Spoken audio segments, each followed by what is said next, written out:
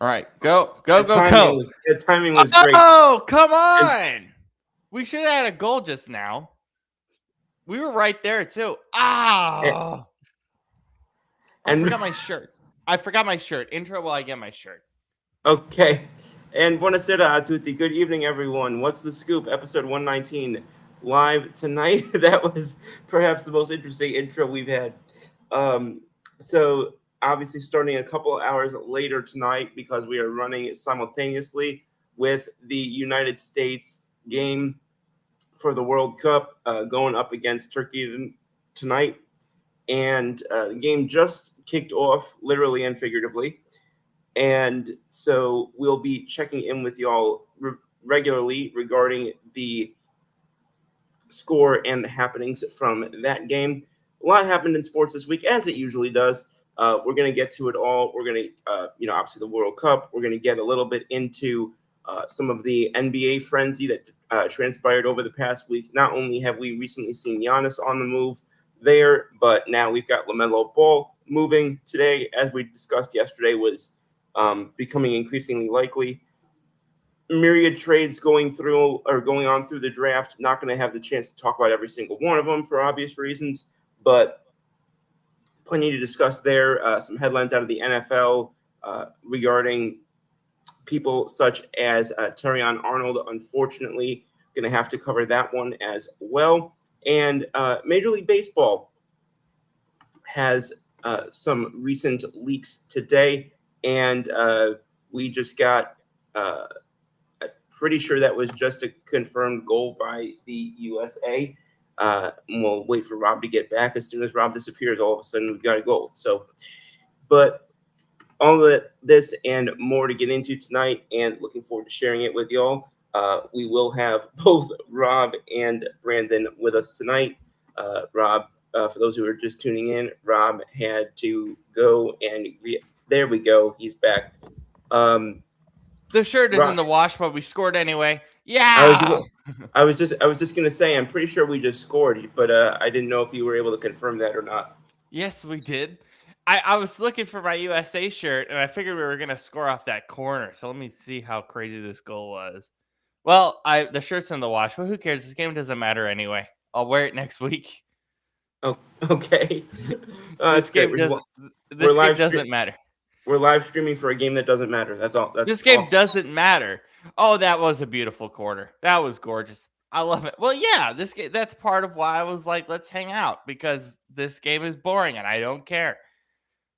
It was just Dude, funny the way that we made it out of the group. We won the group anyway. So I'm not like stressed or anything today. I'm just enjoying it for what it I is, got you. basically. Yeah. But Brandon. I'll take 9 points though. I'll take 9 points if we can keep this up. First win against a European side since 2021. If we can win this today, so that'd be nice. That'd be nice. Also, for those who are just tuning in, Brandon will be here. I was just reliably informed that his computer is updating, thus explaining his brief delay, but he will be here shortly. So, Lenovo with the updates. why is it always Brandon who's got computer update issues? I get updates too. It's just I I know we I all. delay I mean, I them. know we all get updates, but I'm just saying, like, it feels like Give me 2. Come on. We're going though.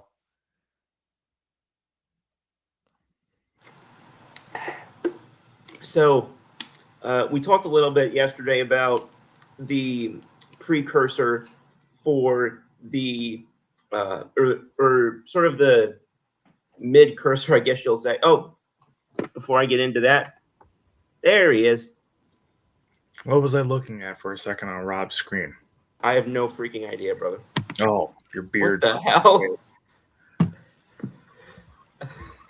Anyway, Brandon, how you doing, man? I did the intro, but it's been a little bit disjointed because of the I see break-ins that. from the World Cup games. So Because of these games. That was a nasty goal on that corner though. That was a clean goal. It was just perfectly placed. I'm not even watching that. I'm watching the more important game. I'm watching Paraguay, Australia. Oh, that's fair. That's fair. No, I have both on at the moment. So I am watching both. But yeah, the USA scored on a nice corner here. I was gonna grab my shirt because I forgot it and it's in the wash. But you know what? Who cares? We won the group anyway. I'll wear it next week. I shouldn't say that I don't care what happens on Saturday, because obviously, you want to win the group if you're Portugal, but at the same time, we're going through anyway. So I don't. Yeah, that's kind of how I think every like Germany lost today against Ecuador. They won the group anyway. Does it really matter? And Pochettino took out everybody who's on yellow card accumulation. Yeah. So it's like, if you get another yellow in the group stage, you Yeah. don't play in the round of 32 games. So he just took all of them out and said there's no point. And I like how someone on YouTube asked, "What is this?" We're watching the games. That's what this is. We're watching both the World Cup games. Hang out with us, watch the games. We appreciate you having us here on your screen. Well, but yeah, what is this? It's three random dudes watching World Cup games. That's what this is. I'm gonna text my mom, and my mom's like, "Oh yeah, if I'm still up, I'll tune in." I'm like, "All right, so let me text her." Oh, nice, cool. Brandon, when she's on, do I address her as Miss Furtado? Like, what's the proper address for her? I mean, I'll just catch her when she's in. But no, because my mom, her last name, she doesn't use the maiden name anymore. She got divorced. Well, it's a whole thing. She got divorced from my sister's dad, but kept the last name because it cost money to switch it back. So she just kept my sister's dad's last name, but which is always interesting. Yeah, it is. But let me. My God, that's a hell of a corner. Like I've never seen four guys converge on one Australian in my life. No, I'm not talking about your corner. I'm talking about the Australia game.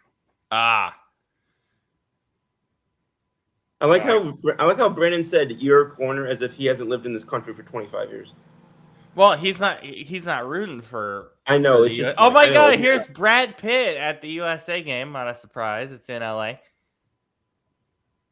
I'm so disjointed. Hold on. Okay, hold on. We're on.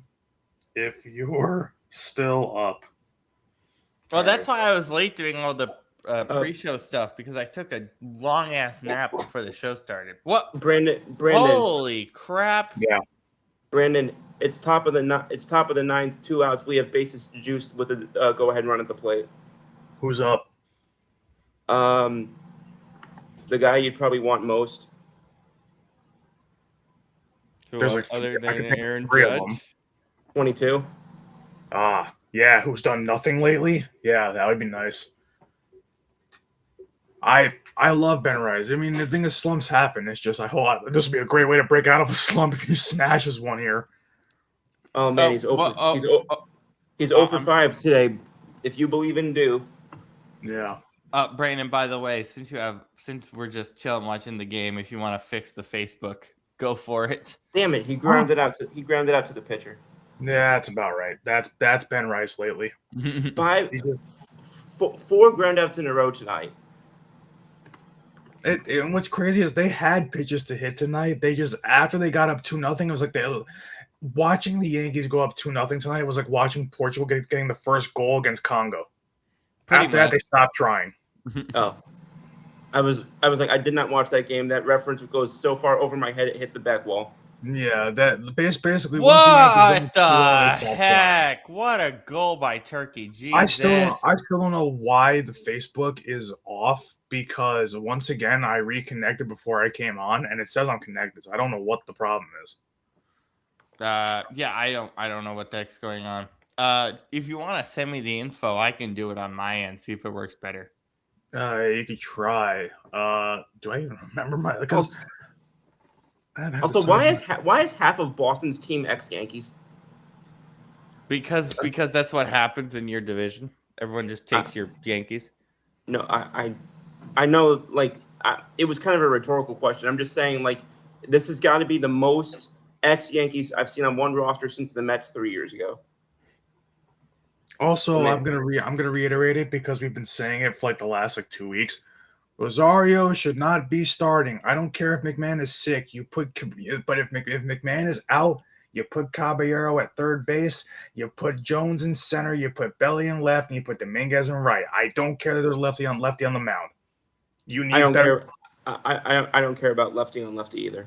Yeah, I don't care that Jones is a young lefty and he's got to face early. I don't care. Me neither. Break him sacrifice the in. bat for Break better him in defense. early. Break him in early. Break him in hard. And the thing is, I'll sacrifice the bat for defense because if you have Caballero playing third tonight, you win that game.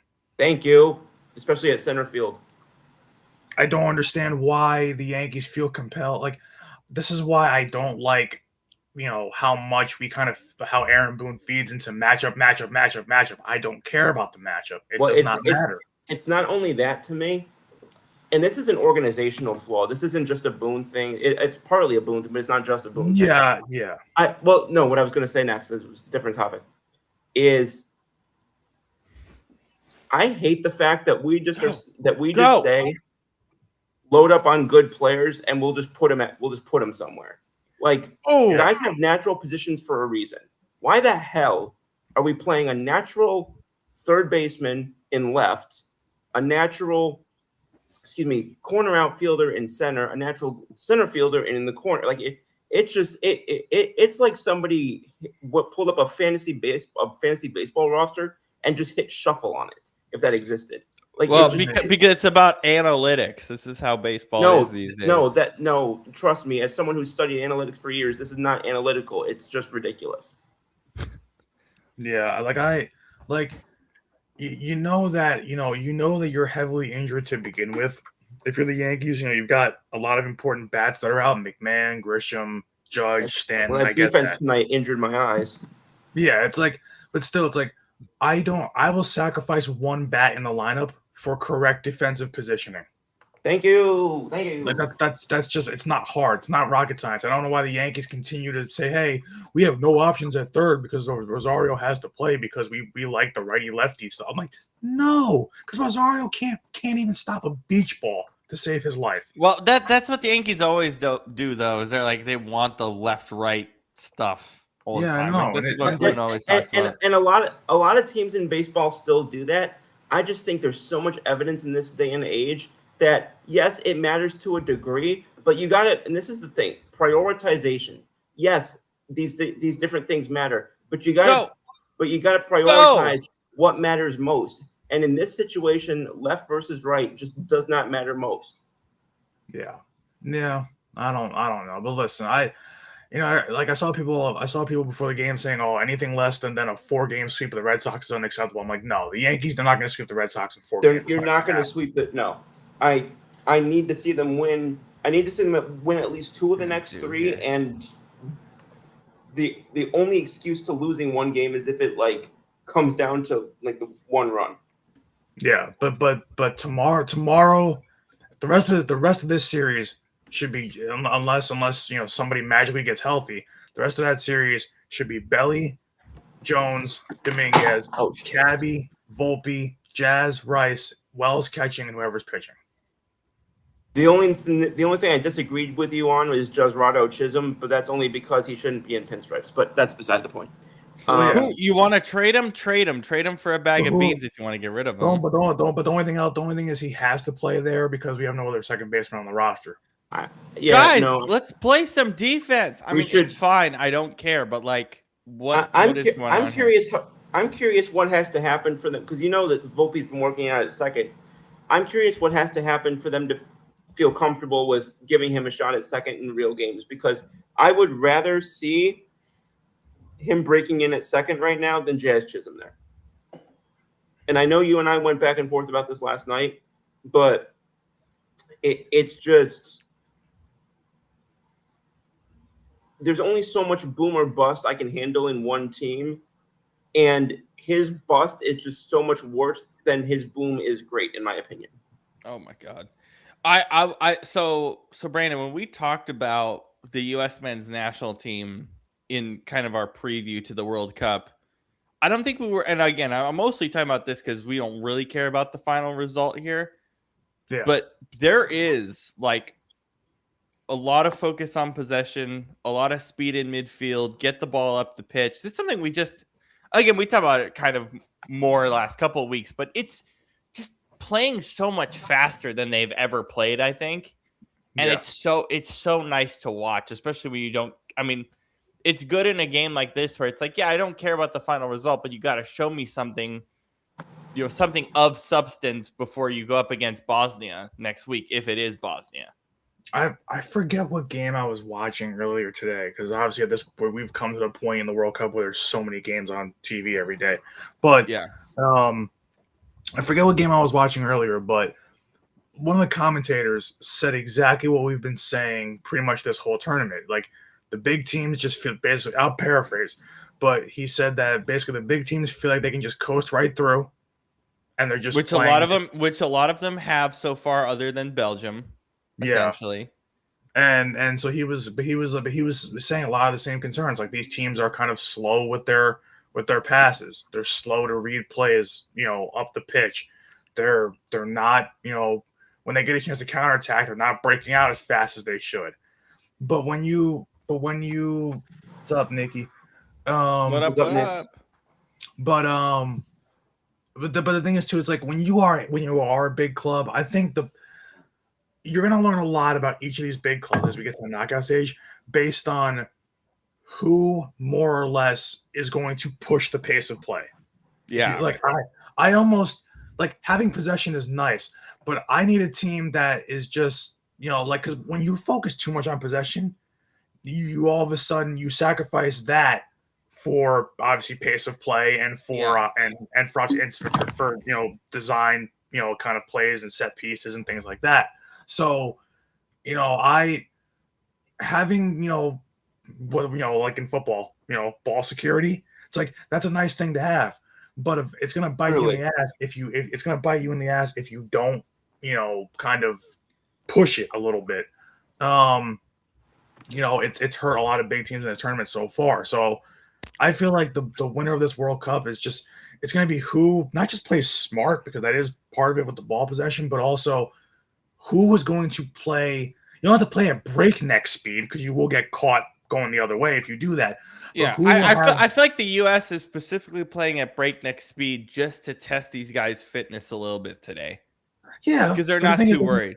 They can get away with that. You won the group already. Like literally, nothing you do today matters going forward. Yeah. So, and that's not how I'm treating this either. It's 1-1. The game's been really fast paced. I'm not worried about what the final result is today, like at all. Mr. Hathaway, thanks for tuning in, and I agree, U.S. should win tonight. They should, but I did say 2-1, so that's good. But I that's didn't even make a prediction for this one. That's what I'm kind of feeling with Australia and Paraguay right now. And also, Nikki, message me your good news. I'm curious, what is it? But this message me on Instagram what the good news is. But I think you're seeing that with Paraguay and Australia right now, though, because it's a lot of midfield play. There's not a lot of pushing the pace. Well, both these teams have a lot to play for, and they can't afford to make mistakes because obviously whoever wins tonight moves through. So right. So this is that's why I'm watching this game, because this game actually means something. Yeah. Right. And through 20 minutes, the game is pretty. It's pretty dead even from what I'm watching. I would say yes. I would say it's fairly even. It's not, maybe Australia has a slight advantage, but it's fairly even right now. Australia has more possession, but a lot of it's in the midfield through 20 minutes here. Oh yeah. If the U.S. win tonight, who will they play? Yeah, who do they play next? Regardless of the result, it appears it will be Bosnia and Herzegovina. Oh, that's a win. On July 1st. I think it's in San Francisco. So that's 6 days because there's no 31st this month. Yeah, that's a win. Well, I'm curious what Canada does on short rest on Saturday against South Africa. They should be fine, but on short rest in the U.S. for the first time this tournament in L.A. Canada hasn't been sharp in any of their games so far. So No, I mean other than the Qatar game, but they dominated but it's that game from Qatar. word go. Yeah. Yeah, like I think South Africa is going to give them a little more of a challenge than Qatar. Mm. Yeah. But yeah, I don't know.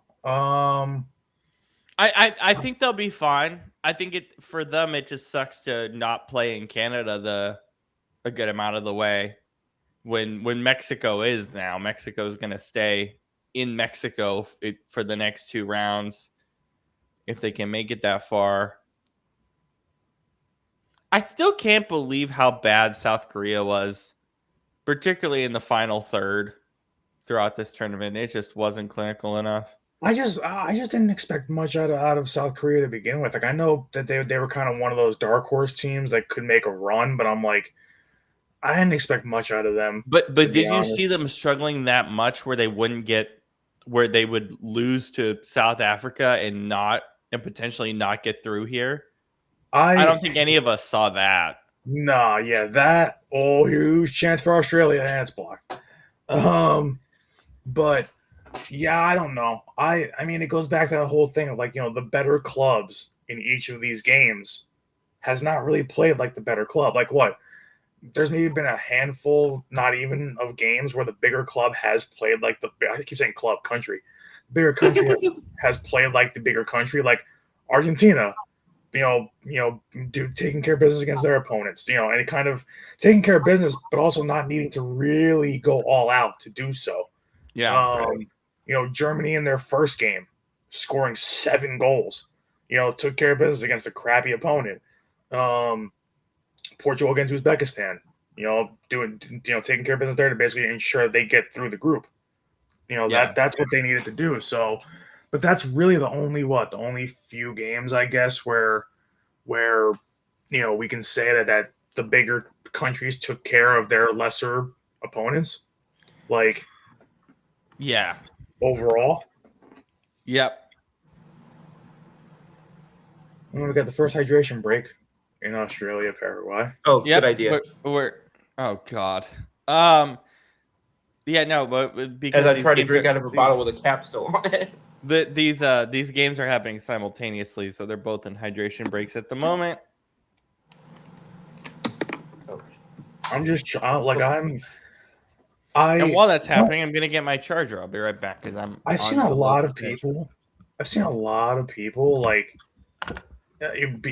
going to the World Cup games, like both in Philly and here, spending a gazillion dollars for no reason. Yeah, I don't understand how people are getting these tickets. Yeah, I don't understand. I'm fine that they're getting them. I just think no matter what you're paying, it's insanely overpriced, and there's like no reason. I just don't know how they're going because I'm like, even if you're paying like an exorbitant amount of money, where are you getting the money from to pay? Like, I guess unless somebody that can get you in there. I bet you a lot of people are doing the payment plans for it. It's so much money. What's that mean? Like, how does that work? I don't know what that is. Like a pay in 4 thing, or like however what is it, Clara or whatever it's called now that everyone uses? Klarna. You can pay in Klarna. Yeah, I think a lot of people are using Klarna. That's my hot take. Let me see. Let me just look up what the cheapest ticket was. Let me see. All right, I'll look up what this is then because I don't understand. Let's see what games. Because obviously we're talking about we're at the end of the group stage games, but the group stage games, whatever's left, I'm trying to load it. Yeah, like look at this. Like if you want to go to the cheapest game left here is like for the group stage games is Uzbekistan and Congo in Atlanta, and the cheapest ticket there just to get in, this is before taxes, is $460. What the flip? So that's crazy. $460 is cheap for this World Cup. For this, yeah, but I don't know anybody making that kind of money that can afford to go to that game. Like that's $500 a ticket, pretty much after fees. I'm still reeling from our conversation about the NBA playoff tickets. Oh yeah. I'm not surprised, but I just think we've gotten to a point with football in general and away days was talking about this where it's like FIFA can charge whatever they want for any World Cup game, and people are going to pay it. And so UEFA is going to look at that and go, "Well, it's the Champions League. We could charge whatever we want. It's this. We can like." It's just gonna reverberate around the sport that it's because as we've talked about, like football is supposed to be for the middle class, and it's definitely not going to be anymore. Sports in general is drifting away from the middle class. Yeah, but football in particular was always middle class, and so I think there's only like these two clubs. sports. These clubs, the majority of these clubs internationally are owned by the cities, or were started by these local whatever people working these kind of dead end jobs, if you want to put it that way, especially in England. And then the American owners took it over and then kind of oversaturated it and whatever. But you're just seeing that across the board. There's only two sports I know of right now where you can still go to postseason games and for relatively cheap enough, and that's baseball and hockey. Yeah, that's it. It depends how much you go to the postseason, because those Mariners tickets last year were exuberant. They were awesome. Yeah, because they never get there. Yeah.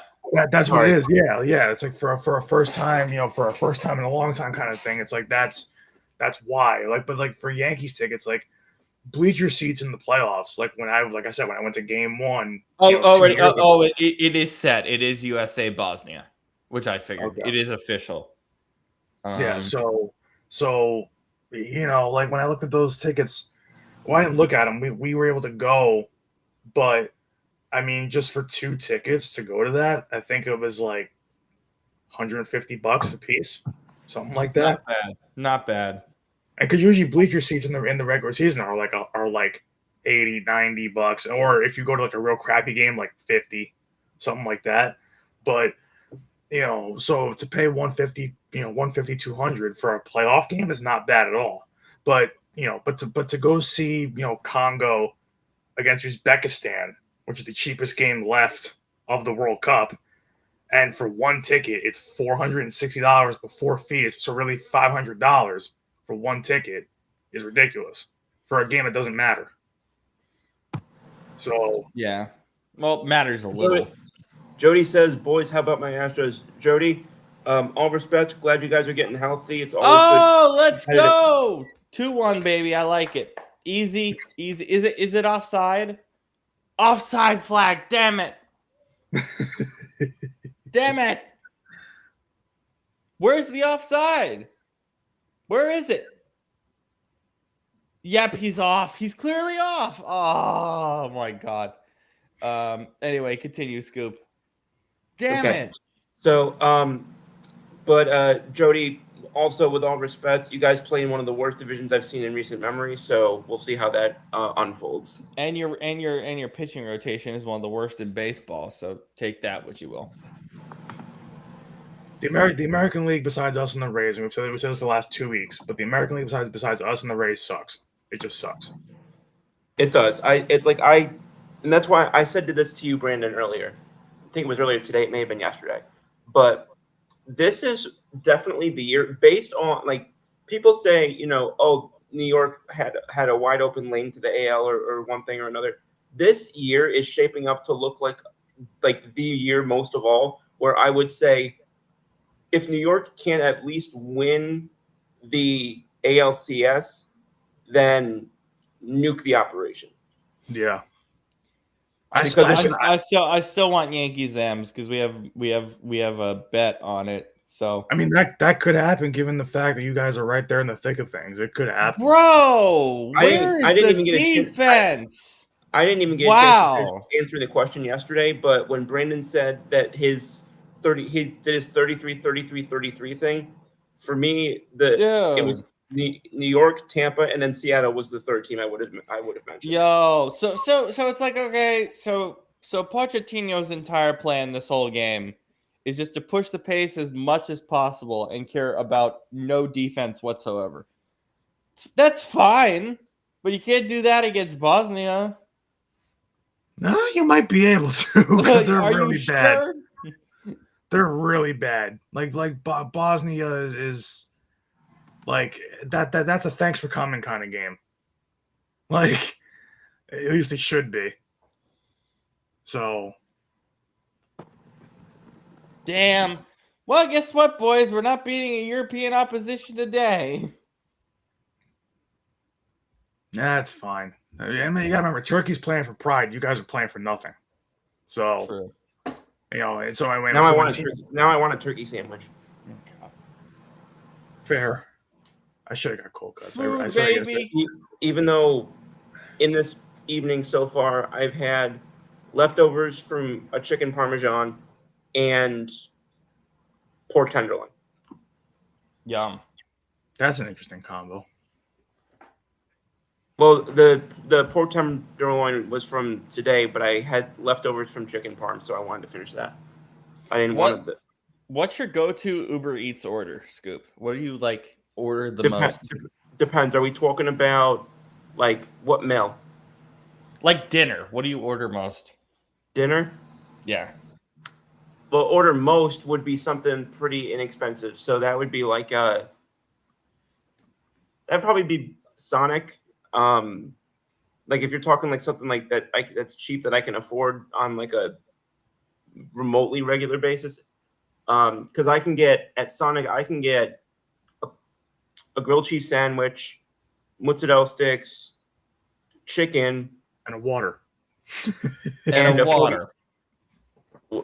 Wait, I'm confused now. Where did that come from? What do you mean? Where did that come from? What Oh, do you because do of my most on 44 this ounce damn water. show? Because of my 44-ounce water last week. Well, it's because I also love that you can put in extra ice. You can just like get more water per water. Well, see, you know what's funny? They always say Get don't more get your water drinks per water. I Kind of I kind of understand that. Ice is water. I get that, but it's Yeah. not, I would love. See, this is why I gotta quote that. See now, if you were to ask a mathematician, they would Will, really quick. They didn't get robbed. That was offside. I saw the replay. That was off. That was off. 100%. It's not even a question. He was off. I saw the replay. The funniest thing I think, because like I think the only time I've ever gotten a water from a fast food place is like if it's a seltzer water, but that's about it. I had a headache that night. That's why. I get water from fast food places on top of like a Coca-Cola or a Dr. Pepper or a Mountain Dew. I'll get that I think I'd already had a Dr. Pepper that day. The doctor. Because sometimes downstairs, because I spend a lot of my time downstairs with a couple of friends who work in the front office of the building, and every so often, one of them will hand me they'll give me like a Dr. Pepper or a Pep Zero or something like that. Yep. Pepsi Zero slaps. Oh man, it definitely does. Speaking of slaps, this is dark roast. Speaking of slaps, this is dark roast from Mr. Wiltsey's company. It is so good. There's barely any creamer, no sugar, anything that I've added to this, and that is super rare when it comes to coffee for me.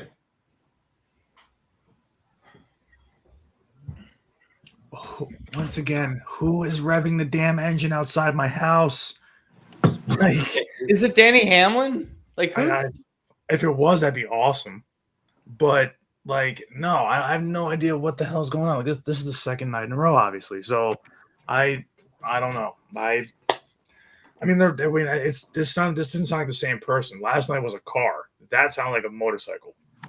But yeah, I think that's my favorite thing about Lion Coffee is like you can get a dark roast, and you don't need any additives. It just has that good of a taste. I also I didn't know until recently because even though I've been a coffee drinker for about 6 years, that's a little bit short, 7 or 8 years. I still am learning things recently about different types and like the real like fine details of certain things. Yeah. I didn't realize that the dark roasts are less acidic than the light roasts. I've always thought it was the other way around. So Yeah. so the dark roasts I'm realizing now are better for me because they're less acidic. So I'm enjoying being able to drink more of it. Yeah. I'm proud of you for drinking coffee at 9:30 Central Time. That's insane. I mean, I didn't. I mean, there's not a ton in there. Oh, that's fair. See, my grandmother drinks coffee to go to sleep. She doesn't Yeah, drink it. we'll see. That, See, that's that the that thing. that can work for me too. It really just honestly for me at this point it just depends on the weather because of how hot it is. I just can't sleep that well. This is like our first day with 60 degrees and cloudy.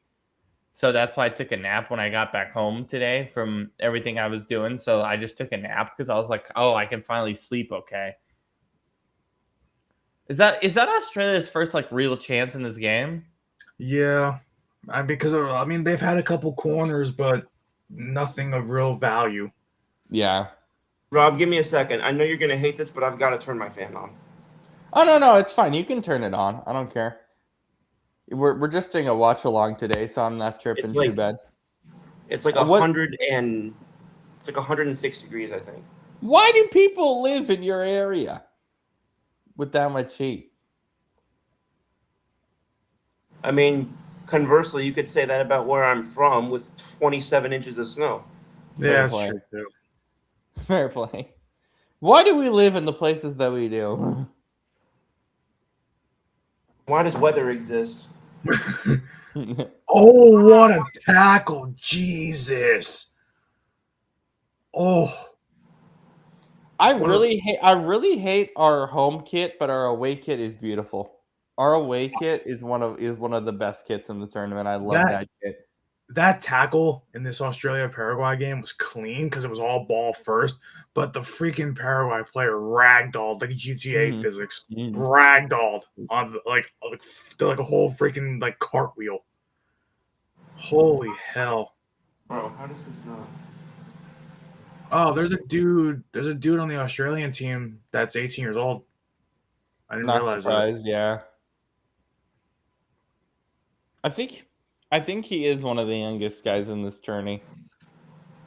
I don't know why I just assume that like every professional soccer player when they get to like a World Cup, like outside of the obvious, like like Lamine Yamal, like I would just assume that a lot of them are like 21 plus, and they're Yeah, not. no, I mean because really you can get speed up in because the academy system, especially in Europe, you start when you're 12.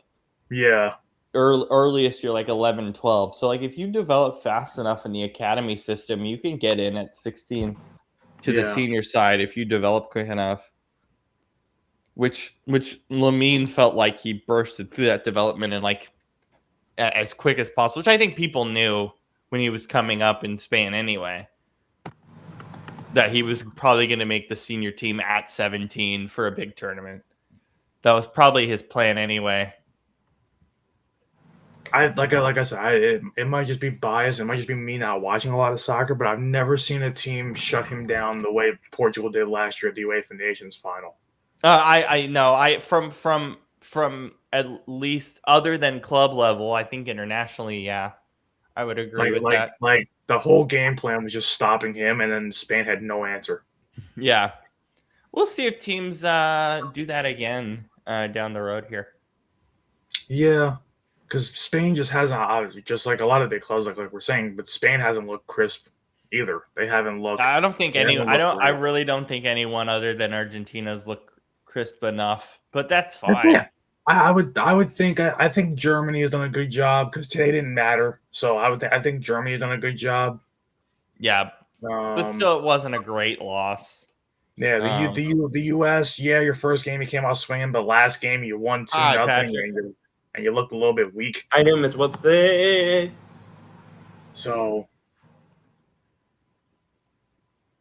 yeah, I don't buy into the whole U.S. propaganda of like Well, like Mr. Heron, thank you so much. the propaganda is, oh yeah, we're so good, we're gonna win the World Cup. No one genuinely thinks that unless you're Alexi Lawless. Mr. Heron, yeah. thank you so much. Good to see you on. Hope you've been doing well. And Mr. Wiltsey, I got your dark roast right in this bad boy. Right in there. I actually we made another batch of cold brew with the coffee, but I haven't got a chance to have it. I've got to do that. I've got to do that at some point. My cold brew is like my before, like if you were just gonna ask me what type of coffee it was a go-to for me, like what version of coffee, it would be cold brew for sure. Cold brew took me some time to get used to because it's really strong. Like it is obscenely strong, and then once I got used to it, I was like, "Oh, it's fine." But it is strong. Like I had cold brew. I had cold brew at a local coffee shop here the other day, or no, last week, and I was like, "Wow, I forgot how strong this is." I mean, I find cold brew more gentle to me than is regular coffee. That's fascinating. I'm the opposite. Come on, boys, let's go. Wow, Maybe Miss. nothing's happening in Australia, Paraguay. No, Nothing's literally. happening. Like both these teams have no idea what to do with the ball when they get it. They have no Yeah. clue.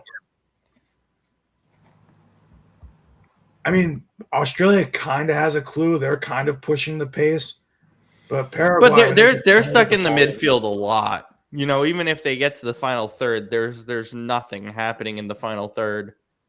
No.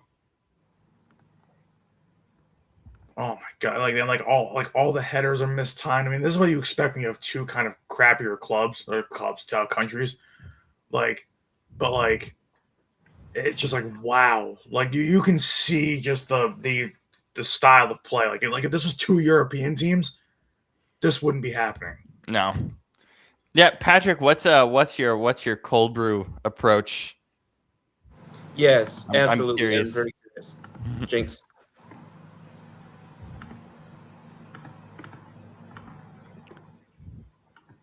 So Australia and Paraguay would both go through if they drew, right? I'm not sure actually. Oh no, Paraguay has to win. Australia can win or draw to get through. Yes, that is correct. But I think Australia is doing a better job pushing the pace. They clearly want this win. They're not goofing around. Because it's like when you have one team that has to go for the win and one team that can win or draw. It's like if you're that team that has that advantage of a draw gets you through, then but you still should try to play. Still should try to win the game. So it's like, That's like sorry. Because you don't. It's like the whole thing, like in sports. Stop playing to lose.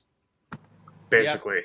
I mean, it's So it's it's that, but also if you keep possession, which Australia is doing, you're keeping control, so you don't have to worry about anything other than a draw. If you can just keep control throughout 90 minutes. it's almost like controlled chaos. Like they're pushing Yeah. the pace of play a little bit, but they're also smart about how they're doing it. Yeah, I Like- would agree with that based on what I'm seeing so far. Like they're still trying to push the ball over midfield. They're still trying to attack a little bit. The passes aren't totally crisp, but they're still doing enough to where it's like Paraguay has to respect it so they don't get caught, kind of falling asleep.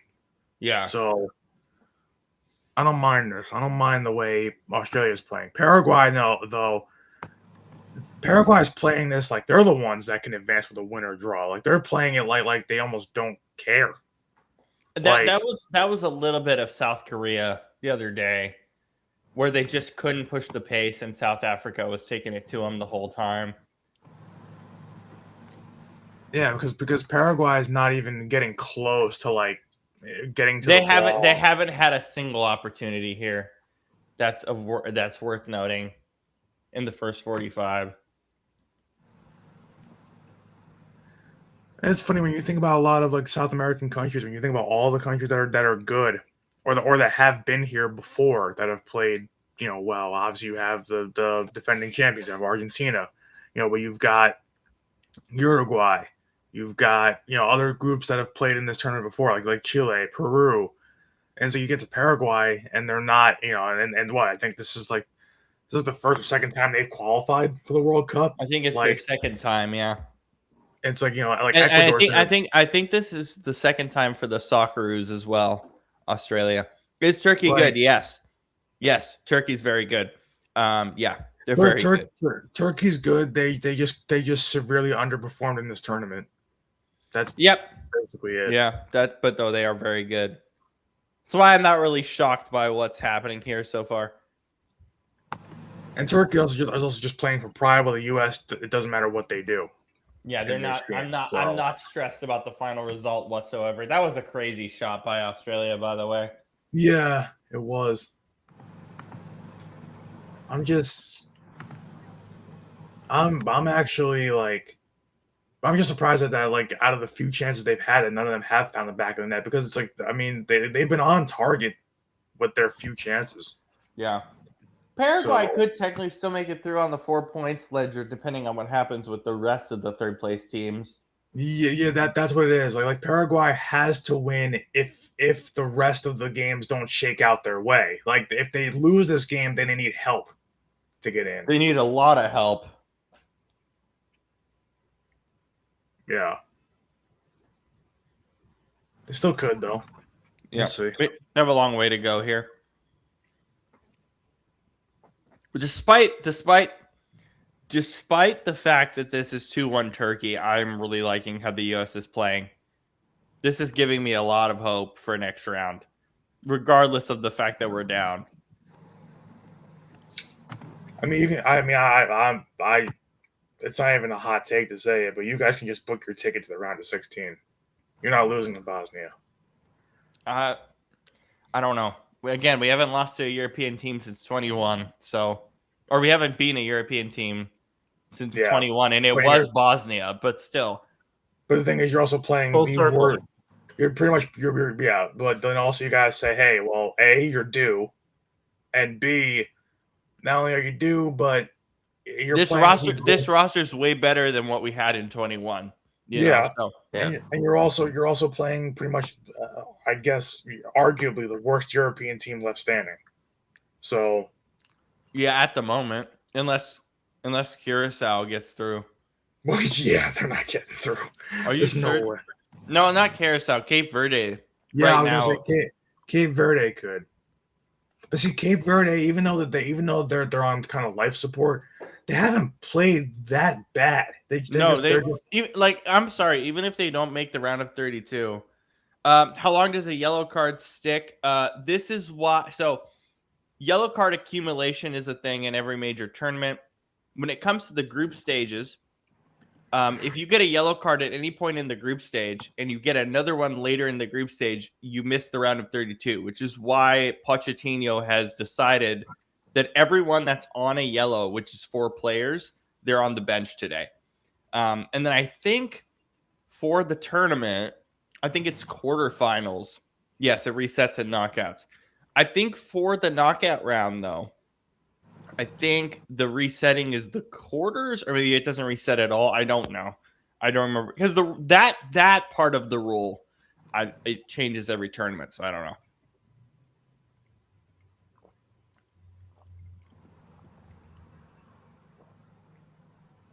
All right, we're coming up on a half here for Australia Paraguay. We got another minute thinking to go in stoppage time. Yeah, same here with us. We're on the same page here because we also have 6 minutes of added time.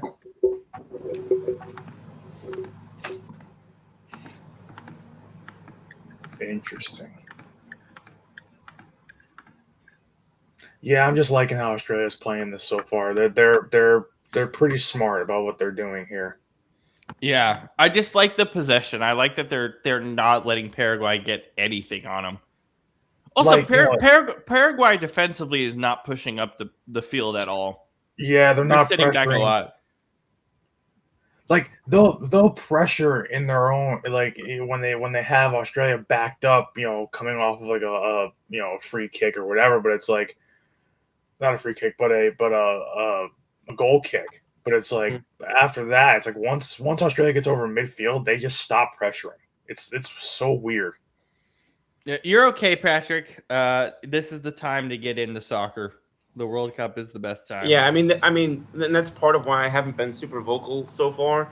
Is it's just a lot of what I'm doing, even myself for the first time, is just getting into like I barely watched the. I was at a World Cup party in 2012 or whenever it was, 2014, and I still barely watched the World Cup at that party.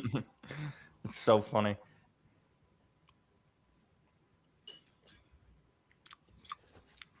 I cannot. All right, for the halftime life- in both games. I cannot for the life of me stand how much my Portugal jersey just gets like these random like grease smears on it. It's Puma. What do you expect? It's Puma and Fanatics.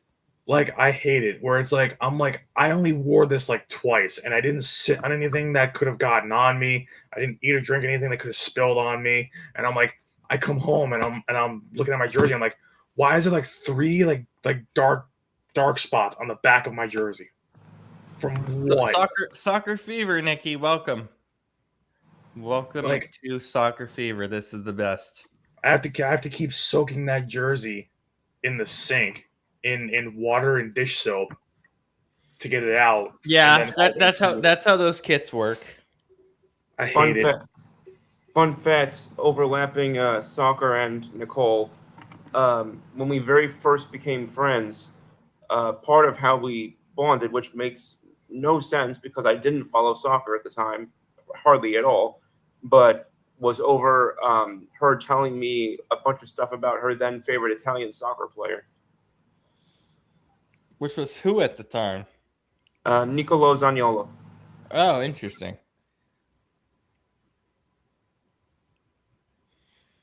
Did you see Drake is hosting Janice apology parties Why?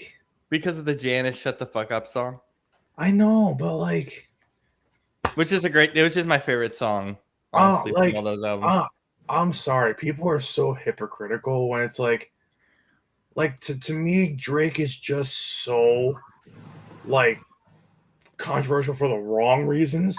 I just think So his music. I just think his music. The reason why I like his music is actually weird. The reason why I like his music is because it's bland. There's nothing about his music that there's You like- told you told us that about a different rapper too. Was it French Montana? French Montana does this too. I don't know how I pulled that out, but like Yeah. like Drake. When Drake first came out, he was somewhat unique because he was like he was a rapper and a singer at the time that like kind of blended both really well. But Yeah. it's like now he just comes off as cringy because his style has not evolved. So it's like when your style doesn't evolve, it depends on who you are. If you can make good music while not evolving, that's that's good for you. But 9 times out of 10, if you don't evolve as an artist, it's just gonna come off feeling or sounding forced and cringy, and it does with Drake. It's just kind of. I thought we talked about this previously. I thought that 3 album set was just a pile of nothing. Because So- it is. Some of the and that's okay, Patrick. there was only one song that I really liked from the latest stuff that Drake put out. Yeah, it was Like- just it was so And and, it was, I like the I think electronic it was stuff. called Make 'Em Pay. Like my favorite Drake song is, and this is going back a long time ago. Is actually it's called "Show Me a Good Time." I never heard that. Oh my god! it- Oh my god! God bless America. Alexi Loss is Rob Stone again. Thank God. Oh, thank God. Yeah, jeez. Yeah, it's finally an all-American panel. And Smart. it's actually Clint Dempsey who knows and Carly Lloyd who know what they're talking about. Brad Pitt and Edward Norton are at that game. Yeah, Fight Club, baby. That's that goal that you guys scored, that first goal. That's actually just like that goal should not happen. Like Yeah, no, that- it was so bad. that goal. I'm sorry, that goal needs to save that ball. That's terrible. Oh my goodness gracious! But yeah, when it comes to Drake's music, it's like when he came out, I liked it, and when he came out, he was like the hottest thing on the radio. But it sounded good, and it's like, well, the problem is he never evolved past like around 2013, around Nothing Was the Same. That's the last time I really liked Drake, because after that, everything just sounds the same after that album. So Yeah, Patrick, I understand that. I stick with my basic. you cut out. What happened to you?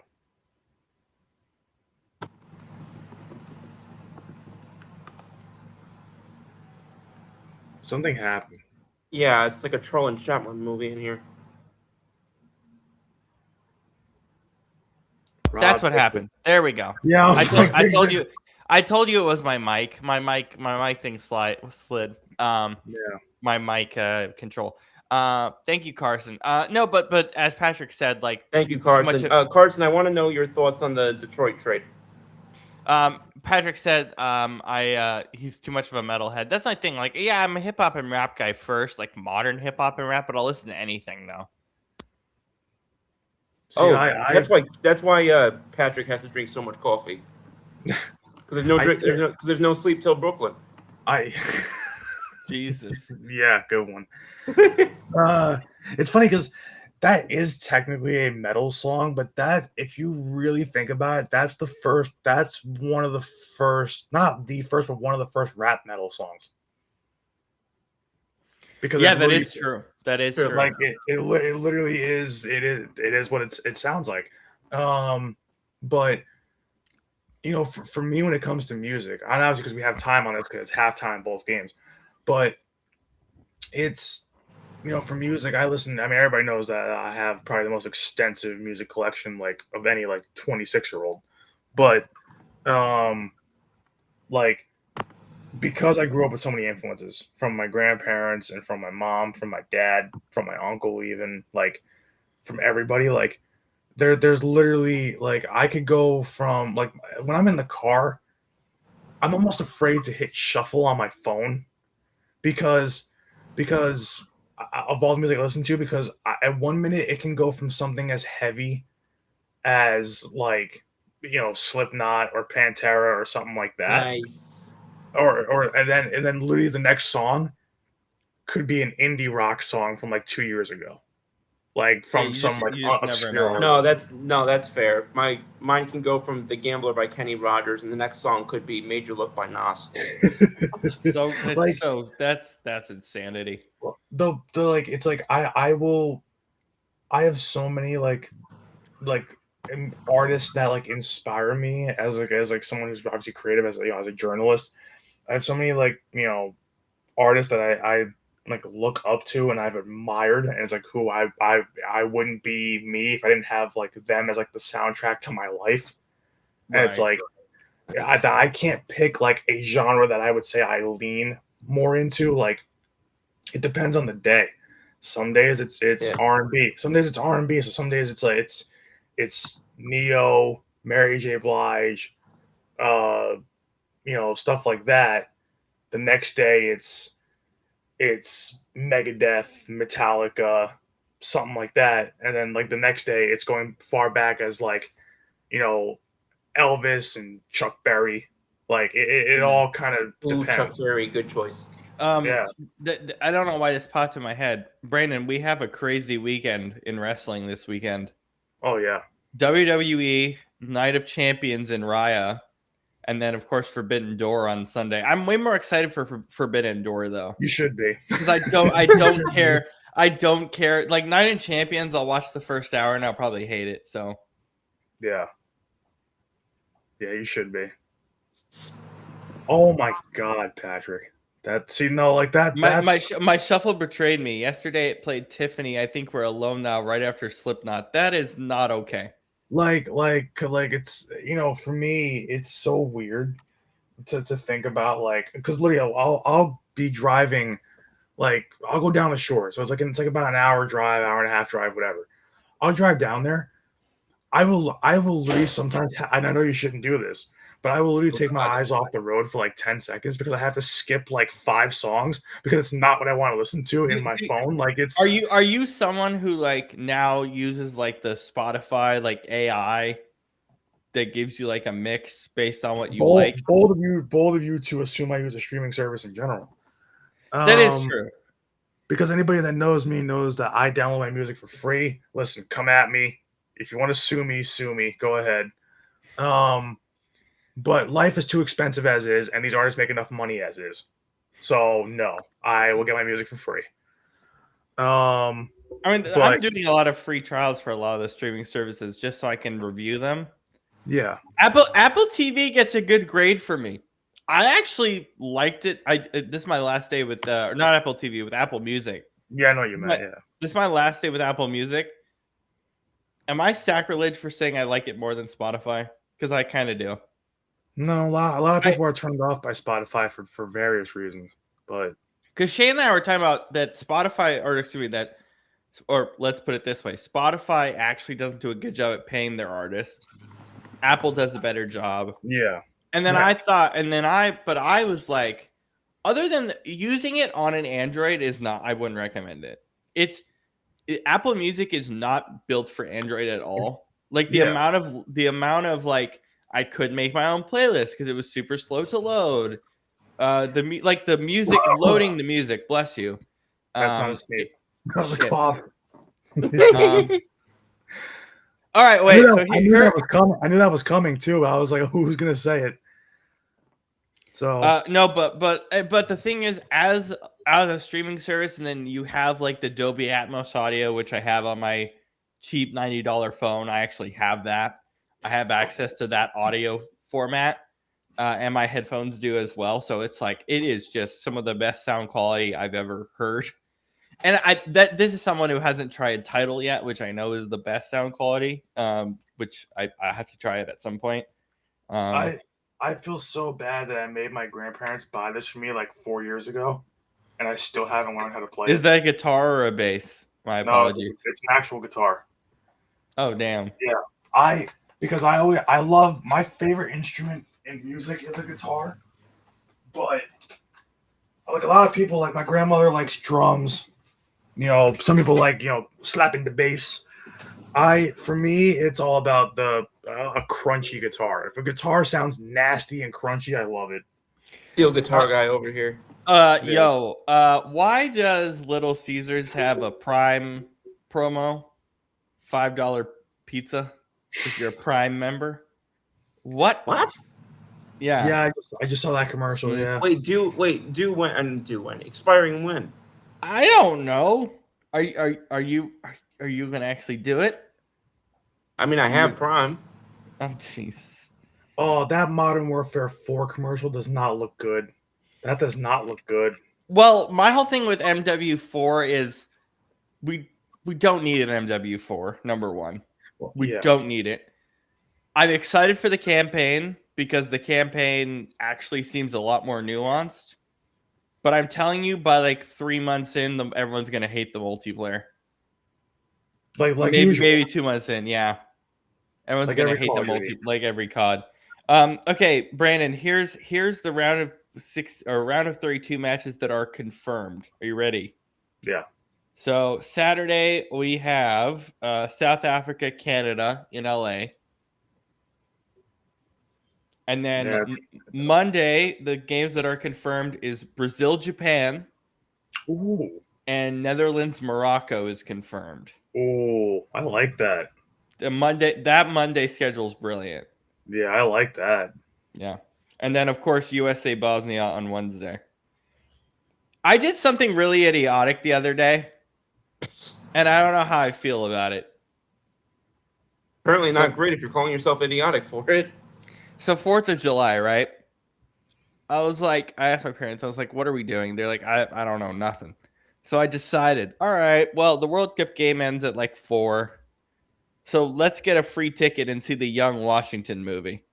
So I'm going to go, that's how I'm going to spend my 4th of July, is watch Angel Studios' Young Washington. If you know anything about Angel Studios, yeah, their movies are not that great. So But hey, I go for free, so I ain't complaining. Is it? You know, I know that this isn't like what you do, but is it worth it to get an AMC like A-list subscription? Do you want to be in a cult? How does that work? what? If you wanna know what is the most cultish thing in America right now, it's the AMC Stubs A list. Is it really? Oh my god, yeah. Because AMC Stub, you know what AMC Stubs A-listers do? You know when Nicole Kidman comes up for AMC, like we make movies better or Oh, they whatever, go nuts for her. they go crazy and like throw popcorn they go nuts. But my thought process on AMC Stubs, any of these, it depends how much you want to go to the theater, because I go about 12 to 15 times a year, and I don't think it's worth it. I see. You have I might do the premiere. Was it the premiere list one, which is cheaper? That's the cheaper option. Yeah, but I think, do you get like one movie a week at any format instead of three? I don't remember what it is. It's something like that. They give you like it's not many perks, but it's only like $18, I think, a year or whatever it is. I mean, at that point, how much is A list now? Is A list like 26? Well, because A-list is like I think it's like $25 a month. Like, Yeah, then Premiere's probably better. I'm a whatever the Go member is, which is the free one. let's see. My phone's charged. Let me look this up. AMC Premiere list. Can't even spell that. Wow. It's a yearly membership. It's $18 a year. It says you get waived. So basically, they waive your fees when you buy tickets. That's really good. Waived online fees, free size upgrades on popcorn and fountain drinks. You earn more $5 rewards. Like the more movies you get, you can see more stuff for free. Priority lane access, premium members, so points that never expire. Honestly, That's not bad. it's So not it's like bad. that. It's like that. It's like that thing they have at the airport just for movies. Well, that's what A-list is. What I would recommend, Brandon, is look at Fandango's membership instead. I have that. How many times do you go to movies?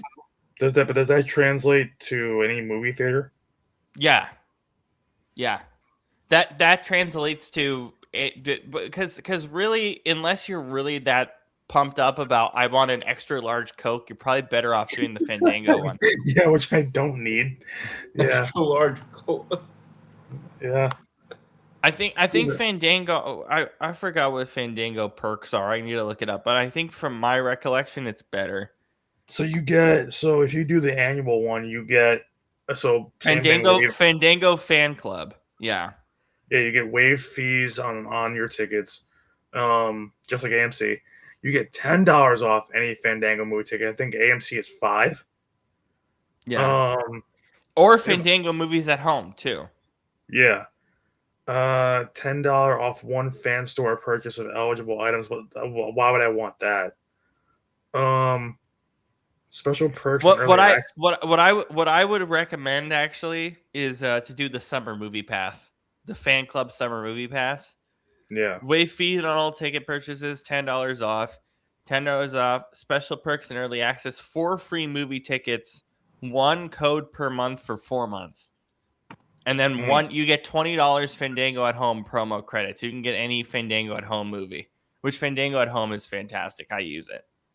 So I just do the summer movie pass. If you like the summer movie pass, then get the that's like what's weird though is it's $10 a month. Like AMC is $18 a year, so it's way cheaper. But you're paying $50 up front for the summer pass. Yeah. Really, when it comes to the exclusive movie theater membership, it just matters how much you go. And then you have to add up the cost based on how much you go. Like, I would go more, I think, if I had the actual pass, because it'd be worth it, because you would save money in the long run. Oh, I would definitely. That's one of my life goals, is to make enough money to get one of the passes. so that I can Yeah. go and live close to a movie theater where I can go to like 3 or 4 movies a week. Well, like I would do that because I live literally like 10, 12 minutes away from the AMC over in Clifton. So like I That I could, honestly, at that point, I would just say get A list for like 3 months and see if you like it. yeah, because I know because there's Because I guess there's tiers because there. honestly, for me, it's like when it comes to these movie theater memberships, just get the just get the highest tier for like a few months and see if it's worth it for you, basically. That's what I'm looking at like on my phone. I'm like, which one's worth it? God, man. So if I were you, how I would approach it is I would just say frick it, and just put a 3-month cap on it and just pay for AMC Stubs A list. Just say screw it and pay for A list and see how much it adds up for you.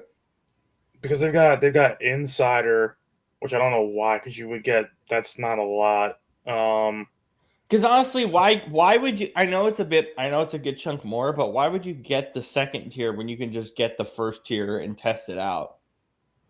You know? Yeah, I think it's because the tier is like like A list compared to the tier below it is so much more expensive. Yeah, but like just think of it as testing it for 3 months and see if it makes sense for you, essentially, Yeah, even though it's more expensive. Because Premiere doesn't really do a ton. because my aunt said that she has Premiere, and she's like, that's all we really need it for. It's bit that it doesn't do as much as the actual A list, but like at the same time, it's kind of the best bang. Premiere is the best bang for your buck, I Yeah, guess. and I do like with Premiere the online ticket fees really add up. So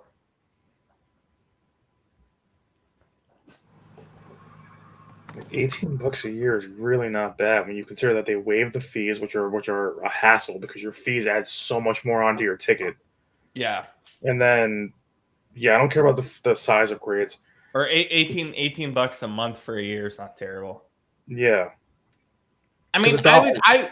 all I'm saying is the nice part about these subscription services, it doesn't matter what you pick, you're always going to have an advantage. And especially if you're a movie buff, it's always worth it. Doesn't Yeah, matter what doesn't it can mostly be worth it. For me it's not because I don't go to the theater. I will go to the theater 12 times a year and I take the bus, and so the bus ticket would add up a lot. But for most people, if you're a movie buff, yeah, because that's one thing. When I like properly make money, that's like one of the first things I'm gonna buy is probably AMC subs so that I can just go see whatever random movie is out. I would go way more often if I had it. I think when it comes to like, because you got to figure that it basically breaks down to $1.50 a month. So if I went to like, I think basically even 6 movies a year, like, because your fees, you're like, what is it? I spent 19 bucks a ticket to go Yeah. watch Toy Story 5. And Was that good? Would you recommend it? I think it's better Okay. than 4. I love hearing that. I don't like hearing that. I love hearing that. Yeah, a lot of people are saying it's better than 4, and I agree it is better than 4. 4 just felt weird. Except for Forky. I love Forky. Yeah, so did I, Um, except for We the love jump Forky. scare that freaked me out and I yelled in the theater. That's that was not a jump scare. You're just you're just a scaredy cat, Scoop. I do. I mean, I do get it. I have scaredy cat moments too, so I hear that. I'm just sad that Forky doesn't play a bigger role in Toy Story 5. Like they really dialed him back. If based on the trailers, he seems more comic reliefy. Yeah, like he has like good one-liners in certain scenes. But that's about it. But I will say that when it comes to, I paid what, 19 bucks a ticket, so that's 38 bucks. But with the fees, it was like paying for an extra half a ticket because it was $9 in terms of fees. So I brought Yeah, it up that's to an. $47. I'm surprised how much it. Well, I mean, you got multiple tickets, but especially it depends on your local area because I think New Jersey just naturally charges more. Yeah, we do. So that's also what matters here. I can't imagine being in an AMC in New York City. I would die. Yeah. You know what they're doing at like the World Cup shops in New York? You could take your Ronaldo jersey and get the patch, get the World Cup patch on it. Yeah, I don't need that though. Yeah. All right, can someone in this Australia game please do something? Do something. Do something. God, I know we're doing a watch one, but somebody do something, please. And it's 2-2 USA Turkey. This game's off its rocker. Yeah, I'm watching. Like, it's crazy how I'm watching the more important game, but yet somehow, but it's like, Well, keep in mind, I'm watching both. So no, I know. I have both on. So yeah, I can't split screen my TV because my TV is so old it doesn't support that. But I'm like, yeah, this is Paraguay's first corner. Paraguay's been playing quite bad. So in their first 2 matches, they only had 1 corner. Good Lord. Are you surprised?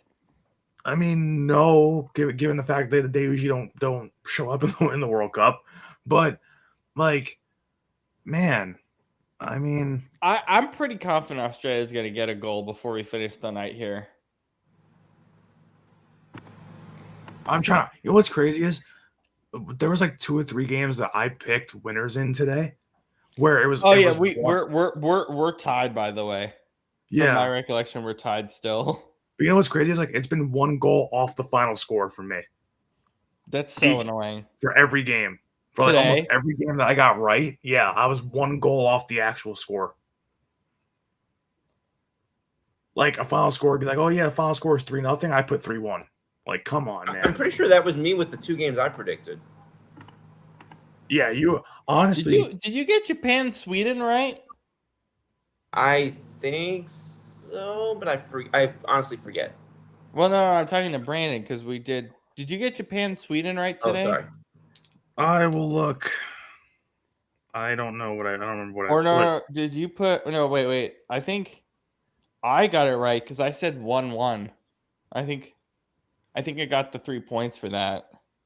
Yeah, I did. I said 1-1, and you said 2-1 Japan. I said 1-1.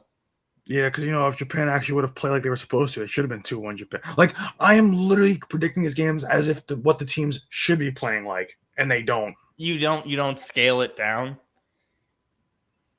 Like, I do, but it's like because originally I was going to put like 3-2 Japan, but and then across the other games, I don't think we got anything else right from the early slate. Or in terms of like score prediction, correct? Well, no, you had a game that was a draw. So I think you had 0 points on one of the games. You had a draw on one of the games. Well, I had draw in Japan and Sweden. The Netherlands game I got wrong. Oh, that's the one I'm thinking of. The Germany game I got wrong.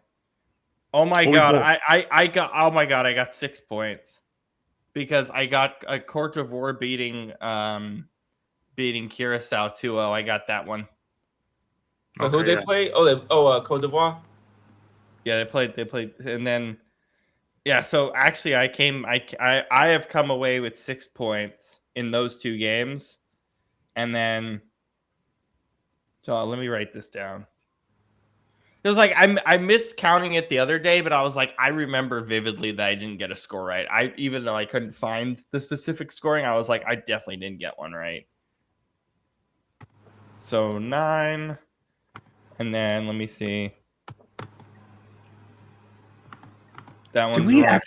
Did we actually have a reverse proposal in the U.S. game? What do you mean? The hell does that mean? A woman proposing to a guy in the stands. Oh, was that I think it might have been the Australia game here.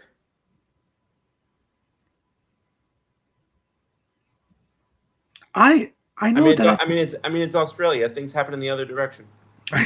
Jesus. I know that, I know that those things are becoming more and more of a thing now, where it's like, oh, a woman proposes to a man, common. but I couldn't allow that. Like, no. You gotta let me propose. I'm now up by 5 points. Pulisic is in. Why? Oh, I know why. They're just getting him run. That's fine. They're just getting him Yeah, run because he's not fully fit yet. They're just yeah. giving him run. It's so crazy how you got 2 games spot on correctly, so you're basically gonna win the whole tournament now. I wouldn't say that. We got a long way to go, dude. Yeah, I doubt it, We got a long ass way to go.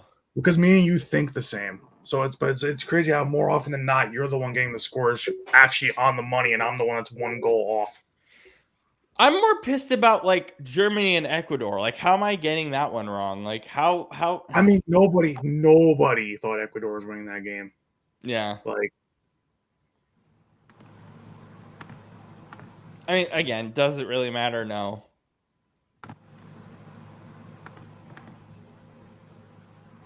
God, why is it in this tournament more than like any other year? These goalies are just playing with fire. Oh my Like, god, it's crazy. I don't understand it. Like, just clear the damn ball. Stop trying to look to like deke a defender. I'd stop it. Yeah. This ain't FIFA. What else is I gonna check? Well, I'll send you the games for tomorrow, Brandon, so you can do those now. Yeah. I knew you would catch me eventually, just because my luck with soccer sucks. So, Oh my god, tomorrow's the Pride game. Yeah. You want to know what the Pride game in Seattle consists of? It's Egypt versus Iran. And it's the Pride game. So yeah. Make of that what you will. And FIFA said today that they're allowing as many pride flags basically as possible during Egypt and Iran. Yeah, I can see how that would go south real fast. That's gonna go pretty south. What time is this game? It's late. It's 11 o'clock Eastern. That's in Seattle. Oh my god. Why can't you guys just do it? Do it like at 10 o'clock, like the rest of these late games. Because we live on the West Coast, Best Coast, baby. I mean, this is in San Fran. I started at 10. There's no difference there. I don't know. Ask the scheduling people, not me. Especially on a Friday. Like, ain't nobody watching soccer on the East Coast on a Friday at 11. Are you sure? Here, yes. Here, we value sleep. So do I. But well, I know you do. But I go to bed at 4 a.m. Yeah, I know, because it's like I'll be going to sleep and you'll be texting me at 4 o'clock in the morning. Oh, like prediction time. Like, you value sleep like the Rams value draft picks. That's not true, dude. I sleep at least there's at least one day a week where I sleep a full 24-hour cycle. So like I miss a whole day and then I go.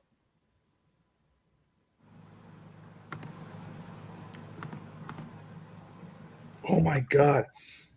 I don't know how ethical it is, but I've always wanted to go watch pig racing. To watch what now? Okay, pig racing. It depends. It depends. If it's like at a county fair, I guess it is a little bit more ethical. Well, that's what I mean.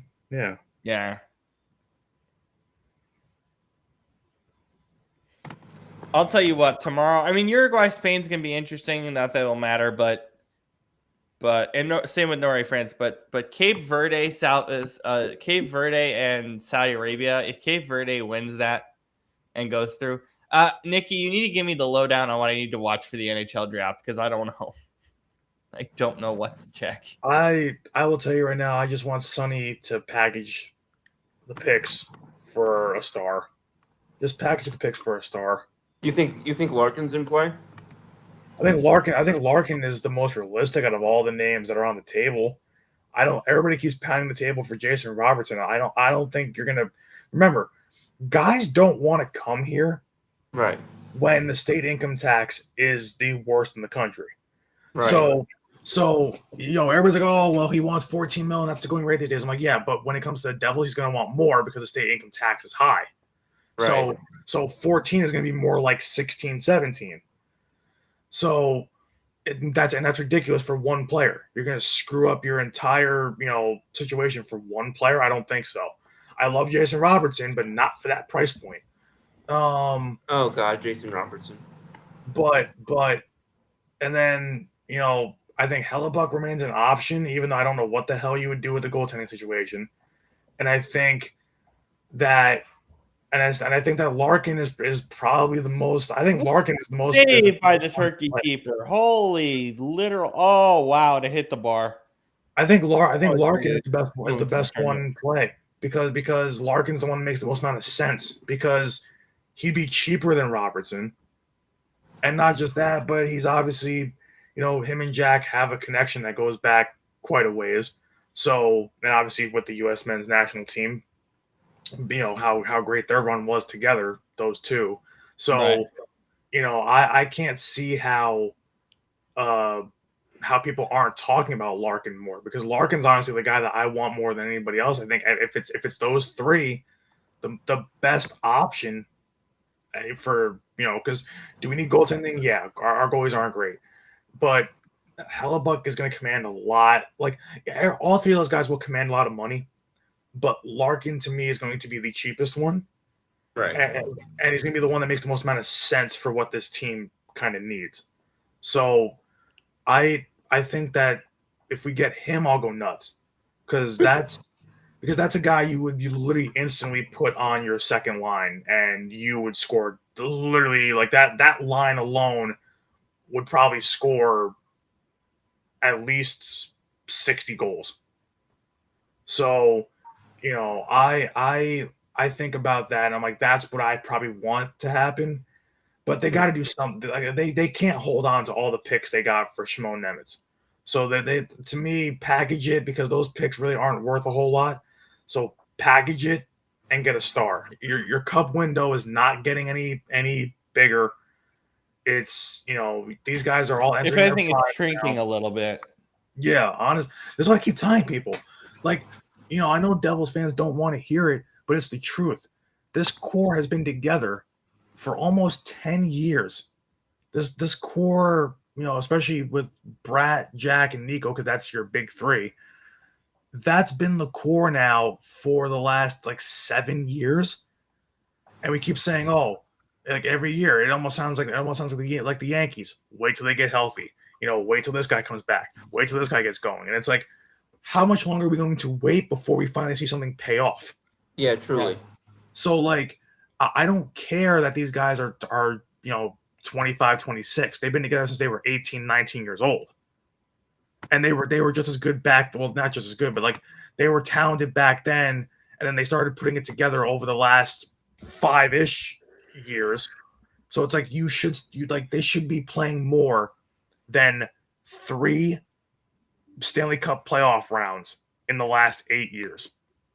So it's ridiculous that they only have 3 rounds of playoff experience to show for all this time. They need to add stars, and they need to add it now because this team alone, as it's currently constructed, is it good enough to get to the playoffs? Yes, if they're all healthy, but it is not good enough to win a cup. And I keep saying that it's just not. This team is not a cup contender until they add like probably 2 big pieces to really get this team into the next level. It is what it is. And Sonny's got to do it. Sonny realizes that. I know he does. That's why he's being aggressive so far this offseason. And I know people don't like it, but you got to give to get. Everyone's like, oh, like why are you getting rid of Shimon Nemitz and Siplikov for that for that matter, because they both went in that deal. But why are you getting rid of basically of Shimon Nemitz for a bunch of picks? I mean, newsflash, Devil fans, they said when this whole new regime took over that they were not going to keep your favorites and they were going to piss you off in some way, shape, or form because friendships don't equal success. This is a business. Yeah. You must do what's best for business and what's best for this franchise. And right now, this franchise can't worry about hurting the feelings of some soft ass hockey players. So it is what it is. Like honestly, I expect not even that I think. I expect Dougie Hamilton to be off this team this offseason. And he better be because he's garbage. So he's another one. Goodbye. Yeah, I have no patience for this team anymore the way I did 2 or 3 years ago. And I was like, okay, they're starting to get somewhere because they're taking one step forward, 2 steps back. So Sonny Maeda has to be aggressive. And he's the type of guy where he will be aggressive, but not foolishly, like not, taking a big swing and praying it works. He's a guy that takes a lot of calculated risks and it pays off. So I think that Larkin is that risk that, okay, you have to give up a little bit to get him, but I think it's worth it because what you'll gain in him will replace anything that you lose. So I don't see how this team doesn't take bigger swings throughout the rest of this offseason. And really for any team that's like us right now. Like the Islanders had a playoff spot, like I was saying last night. The Islanders had a playoff spot, basically until the last 2 month and a half of the season, really. And then they just fell apart. They just lost they would lose 4 out of 5. They would lose, 7 out of 9, whatever it was. So of course they would just fall off the face of the earth. But the Islanders are a team where they can make some moves. They absolutely could. You have Schaefer there right now, who's one of the best young stars in hockey. So, you've got a good starting point with him. So I don't see how they don't take a couple swings too. And the thing is, like I said last night, if you're a team like the Devils, who you basically have the best roster of individual talent that's not meeting expectations, but you have the best roster of individual talent in the East outside of the other cup contenders like Florida, Carolina, etc., or Washington. Like the Devils this year should be that 4th team that makes noise in the East. They should be. There's no reason why they can't. And I understand that there's a lot of, money tied up in a lot of legalese with that and trying to navigate those contracts. But Sonny Maeda is smart enough. Like, Right. People are like, oh, well, he wasn't the big GM. I'm like, yeah, but he was an assistant GM, and he's the one that they went to as a front office to decide on who got the final word on what players to bring in for their cup runs. Right. So and he hit the nail on all those players. So I trust him to do the same for Jersey. And he also, and I mean, Brandon, I've had a lot of respect for Maeda, and going back to, he was really the one where, if you want to talk about like data analysis and like the advanced metrics and whatnot, not only was he the one who really brought that to New Jersey, he really was the one who brought that to the NHL originally. Yep. Yeah. And so I think that if you're looking at in terms of, now I don't know where they are in terms of with relationship to the front of the league, if you want to call it that, on those types of matters. I don't know if they're closer to the Houston Astros or the Colorado Rockies, if you want to put it that way. Mm-hmm. But with that being said, I think that it can only be a good thing, I think, to have that person, fronting your operation, especially, in a situation where, like we've always talked about, yes, there can be an issue with too much information if you're not using it correctly. But if you're leading with somebody who knows what he's doing in that regard, then, you're really going to make a worse decision off of more intellect, basically. Mm-hmm. Yeah. And I'm saying this as a Flyers fan, so I'm being objective here. Well, that's another thing. I expect, and speaking kind of the Flyers and I should say Flyers adjacent, I expect Tortorella to get another job somewhere. He's too good not to. That was such an impressive run. It was such an impressive run. At least as an assistant, yeah. I would think. At least as an assistant. I really don't understand why Vegas would move off of him, because I don't understand how he keeps getting moved. I know his personality isn't for everyone. I get it. Well, Vegas, I think, agreed that he was only going to coach for that period, and then they were going to move off him.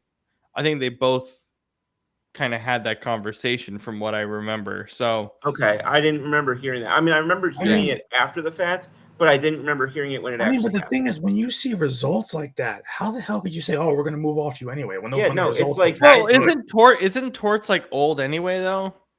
Not. Don't they no. want really. something younger or somebody younger? I should I say. mean, there's not I much mean, out I'd there. rather have a fossil with results than, you A know, fossil with results. What a quote.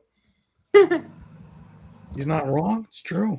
Like, I mean, and Torch isn't that old. Like, I mean, is he older? Yeah, no, he's but been I'm around the saying block a little bit. It Yeah. even feels if he like were, I mean, it's not like we're fossil looking with at results feels like something a pres like a not a president, a dictator would say. Yeah, Give me Tortorella's only 68, and he just actually yesterday was his birthday. So he just turned 8, 68. and I'm pretty sure if I remember correctly, I'm pretty sure the day before that, I'm pretty sure was Howie Roseman's birthday. so Jeez. stupid. Like, but it's like, so if he just turned 68 Oh my yesterday, god. you would figure he's got at least 3-4 years left Our, in him. our boy James Cameron is at the game too. Avatar baby. That Are I'll tell you you, excited for 9 avatars in total that we're probably no, going to get? no, because I haven't I even didn't watch seen the one. second one.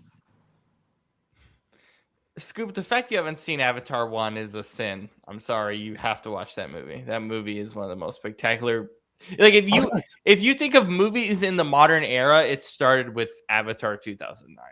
I was gonna say fair. I don't know how you managed to avoid it because that movie when it came out was the biggest movie across the entire globe. It was everywhere. I watched it during COVID and then I When, went and saw the second when one did and that the movie third come one. out, Brandon?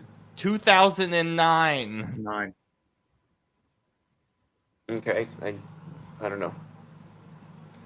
Yeah. This is why we get frustrated with you, Scoop, because your pop culture brain is so bad that you literally miss an entire global phenomenon that was a global phenomenon for an entire year. The movies I remember seeing around that time were like Bedtime Stories, Aliens in the Attic.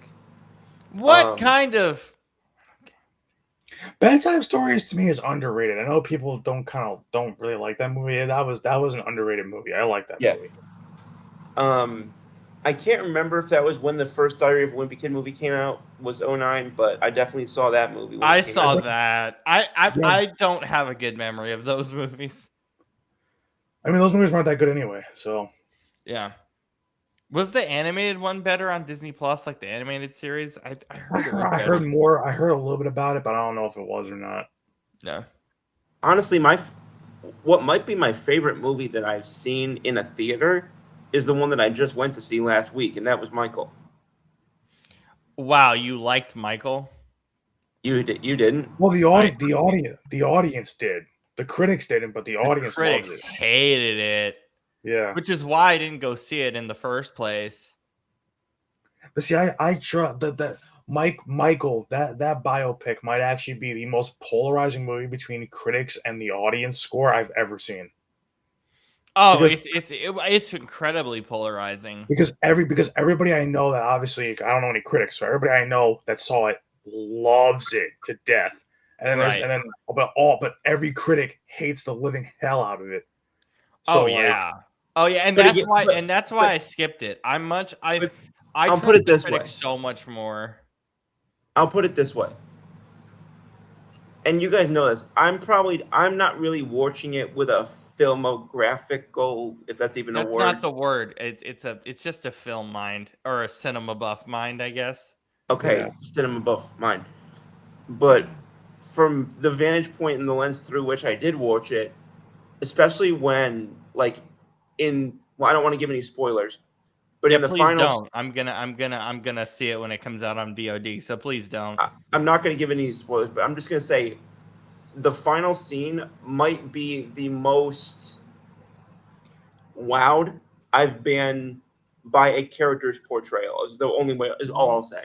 That was the part of the movie that people didn't like because they changed the whole thing. What do you mean Okay. change the whole thing? It was supposed to end with Michael getting arrested. But because of everything that happened with the legal stuff, they literally had to scramble to make that last 20 minutes. They I've literally had literally to not reshoot it. I've not heard anything about that whatsoever. Yeah. Yeah, they basically had to kind of literally water it down, redo it like right like at the 11th hour, pretty much. Yeah, so that's kind of amazing that you thought that that was Well, I good. keep in mind, I also didn't have like any of that like background whatsoever. Like I was impressed very much by the portrayal. And again I know it was his nephew, but to me that also made it like even more impressive at I mean, times. Oh, my biggest issue with everything that I've seen with that movie, and again, I will put out a full review when I see it, is it's like we've seen everything before. You know, they did nothing new with it. They did nothing inventive, and like Bohemian Rhapsody was inventive. Bohemian a Rhapsody, they little did bit, yeah. something with The it. the Michael the, doesn't feel inventive to me at all. the only Just from what I've seen. the Again, parts that I'm talking about are kind of hard because I'm deliberately trying not to say what they are for people who haven't seen it yet and want to. But I had a lot of people tell me it's really good, and then but the majority that I've been seeing, it's like, okay, we've seen all of this before. We've seen these music videos before. We've seen this stuff before. It's like, okay, then why are you even making a movie then? And the fact that it got more money than Bohemian Rhapsody to me is insane. Like that's insane, and it roasted them too. So I don't know. And Bohemian Rhapsody is phenomenal. It's a phenomenal. yes, It's fantastic. So again, yes, I thought that was great. I will not like be too harsh on it because I haven't seen it. But also, like for example, Better Man. I thought Better Man was pretty basic in nature, but it was unique because it's like, all right, let's turn this guy into an ape. That's interesting. That immediately was so fascinating, and it's just this. It's okay. We're gonna reinvent it, and we're gonna make him an ape. Great idea. It immediately captivated me to want to watch it, and so I did. Um, Fellas, I and apologize. I it was have to great. step off camera for a moment. No, Yeah, you're you're good. good. You're good. You're good. But I yeah, legit I thought, and Better Man's not like the greatest movie ever, but I liked it because I was like, this is inventive. It's not yeah. incredible, but it was. I was like, this is inventive, I mean we need to, especially in music biopics or biopics in general. You just got to be inventive at this point because we've seen it's everything just at this point. it's just hard because a lot of musicians just they fall into a lot of the same tropes. Like a lot of troubled musicians fall into a lot of the same tropes. You know, sex, drugs, and rock and roll. Like so, Yeah. it's like Excuse it's me. the Yeah. same. Like there's no like eventually. I know eventually one day, we'll get like. Apparently, they're actually planning this. At least I've heard murmurs of this, but apparently they're planning this. They're planning a Linkin Park biopic, Yes, they are. I think they're and in I was pre-production for it at the moment. and I'm like, that's actually interesting because I would love to see how that turns out. But that's also important because of obviously what happened. But you That would tell, know, but that also, in a, obviously a very sad way, will tell something very unique, as long yeah, as they do it the right way. like Um, I know eventually one day, just because of how iconic he is, and with a lot of the legal stuff he's gone through over the years, eventually there will be an Eminem biopic. There has to be eventually. isn't Like 8 Mile like technically it supposed to be it that? technically is. It's a slightly fictionalized version of his life. Yeah, So yeah, really. I mean, they'll still do a biopic anyway because they just did a whole Stan documentary. yeah. But and I watched They'll that. eventually do it. So Yeah, they'll eventually do it because he's too big that there's too much money to be made there. But yeah, but honestly, if you are looking for an Eminem movie, just watch 8 Mile. 8 Mile is basically all you have to watch. yeah, But my parents watched it. They don't even they like Eminem enough, but not like massively. And they were like, "We loved it." I was like, "Well, I got to see it at some point then." it's that's the one movie where I've actually watched, and it's because a lot of musicians do, eventually venture into the acting space. Yep. That's the one where it's like not even just because it's mostly about his life, but also just because of like because most people will. There are musicians that will do stuff about their life, and they just can't act. Like Yeah. Eminem in that movie can act. He's actually great in that movie. Yeah. So I've like not only heard that from you, but I've heard that from a lot of other people as well. he's actually very convincing. You actually do feel the energy coming off of him. Yeah. Like so it's like and it's also, I mean, but it also too, a lot of that energy is also because they also capitalized. Because a lot of times when an artist does a movie, they either do it way late in their careers where it's like it just feels like it's like the cherry on top. He did it at a point in his career where he was the hottest artist on the planet, With a good so cast around him and with too. a They good can prop cast him around up. him too. Yeah. So They prop him so up a like little bit. And so so yeah. like it so like that movie is so well done from just from every aspect that it's like that's my favorite like musical-ish movie ever. It's not just because it's my favorite artist, but it's what is that? All right, taste test time. My mom made this the other day and I haven't tried it. It is ice cream, chocolate ice cream with bananas with no added sugars. It's like no sugar. So like a diet ice cream. Kind of like a diet ice cream, yeah. So I'm very excited to give this a try and see how it is.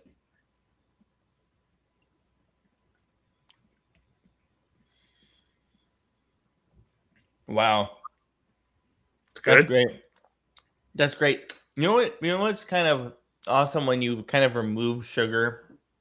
Because sugar is such a strong like it People adds so people much people to it. gotta realize you don't need sugar in your foods. You really don't. But because you remove the sugar, you have so much more of the cocoa flavoring, Yeah. which yeah. Which is what chocolate is supposed to taste like. This is what chocolate's supposed to taste like. It's supposed to taste strong, but in a good Yeah. way. People gotta realize that chocolate is not inherently sweet. It's the sugar that makes it sweet. Chocolate's actually more bitter Right. than anything else. Oh yeah. Like it has a hint of sweetness, but chocolate's mostly bitter. But that's So what's good about chocolate. yeah. That's why chocolate's my favorite because chocolate has a little bit of that sweetness, but it's not too bitter, but it is mostly bitter. But it's a little hint of sweetness, and so it all makes sense. And the I banana is know, good too. The banana adds a lot of just textured flavoring. yeah. Look at this. We're giving people movie reviews. We're giving people food reviews. We're talking about soccer. This is really an all, an all All-encompassing encompassing. episode. Well, that's Yeah, kind of the point of doing watch-alongs. That's why I'm excited to bring them back for the NFL season. We're gonna do it, I think, 4 times next year. yeah. I wish I could give people more on this Australia Paraguay game, but it is 0-0 at the 86th minute, and I'm like, this is just ridiculous soccer. Nothing, even the U.S. game. I have nothing because this game, I don't care. There's just nothing remotely in it. Like, but at least you had some At least kind we of had 4 fun. goals, 4 really good goals. 4 goals, and it went back and forth. It was what 1-0, then 1-1, then 2-1, then 2-2. Like it went 2-2. back and forth. So The offenses were great in that game. They were amazing. yeah, but it's like with this, does Paraguay understand that they have to win this game, or else they need a lot of help to make it through? Like A lot they're of help. playing, they're playing this as if they have no clue that they need to win. Right now, Like Sweden, Ecuador, Bosnia are in. Paraguay's in 4th. That's just the current 3rd place standings. A lot changes by Friday night. A yeah, lot changes by tomorrow night. So you never know. but wait, I know Bosnia is basically through, but they can't get knocked out with Paraguay being that close behind them. No, because it's top 8. Okay. Yeah. Also, that's the cutoff. They're the cutoff line then. The cutoff line's lower. The cutoff line right now is Cape Verde. Oh, okay. Wasn't sure. That's just the top 8. What you saw on your screen there on FS1 is the Oh, top. those current those top just 8. the one. Those are just the ones that are confirmed through. The ones top, that are the top top 3. The top 3 Yeah. are confirmed in. Their matchups are locked. Okay. But everyone else is kind of hanging on by a thread. Yeah.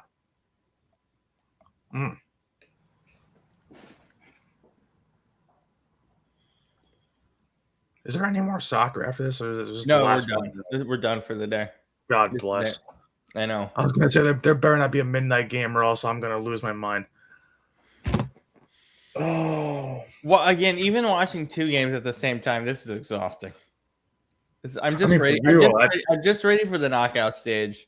I'm but so see, I'm like, so at done. least you got some good soccer tonight. Like, imagine me sitting here just watching this 0-0 boring ass game. Like, I don't know, man. Like, this is just Again, it's not like I missed any of this Paraguay Australia game. I have it on too. I'm watching it. And it's yeah. nothing. But like, at least you like I was saying, at least you split screen. Yeah, at least I'm still Um. creating this. Oh, by the way, since we didn't, this is like the only thing we didn't touch on tonight, video game wise, because I'm thinking about this now because I might do this after we get off, but I might go Mine back to just GTA playing 6. Lego Batman. Okay, Lego Batman. How is it? It's phenomenal. It's It's great. so good. And the thing is, there's so many references to each era of Batman, and there's obviously because it's called Legacy of the Dark Knight, Right. and there's so many there's so many kind of little references in the cutscenes to some iconic scenes in the Batman Right. movies.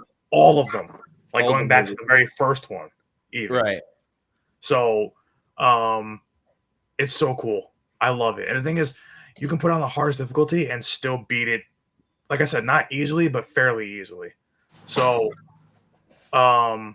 I love that too. The missions are fun Well, again, it's inherently supposed to be a kids game. Inherently, because it's a inherently, but everybody knows that's playing it is not a kid. so How are we Australia? Come on, we gotta bend that ball better. What are we doing here? it's just Look at nothing this. about it. Look at this. Look at this. You'll Yeah, see especially it, when you. bro. We gotta Oh, bend that in, boy. man. It's either you gotta bend it better or you gotta find your guy coming across the far post that was going for the header. He takes 2 more steps. He probably gets a better shot. He had a little bit. He had room to even take one more step. Actually, he had room to where he could have taken one more step, cut it back, and got in on net, in on the goalie. Even Oh my that god. was a great move to split the two defenders. That was a fantastic move. But Yeah. oh, come on, Australia. This is ridiculous. Socceroos. My guy, you know what's crazy? I was thinking about putting a draw for this game too, and I should have. I was debating putting a draw for the Turkey game, and I didn't, and I'm pissed.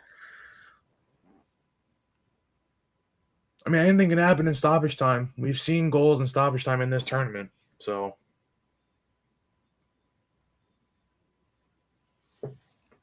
oh my God, please, Australia, can you do something? Can we do something of importance? Because Paraguay is garbage. Paraguay is playing like ass. They're so bad. Like, my God, I've never seen a South American country actually be this bad at soccer. It's insane. How they qualified as being well. Then again, a lot of crappy countries qualified. because it's CONMEBOL, dude. Like, but I'm like, yeah, but I'm like, also when you water down the World Cup like that, also, and you have 10,000 teams making the tournament that shouldn't be there.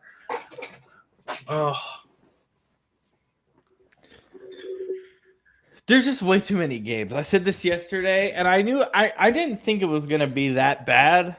No, it's bad. I made a mistake. It's bad. It's bad. There's too many games. There's too much going on.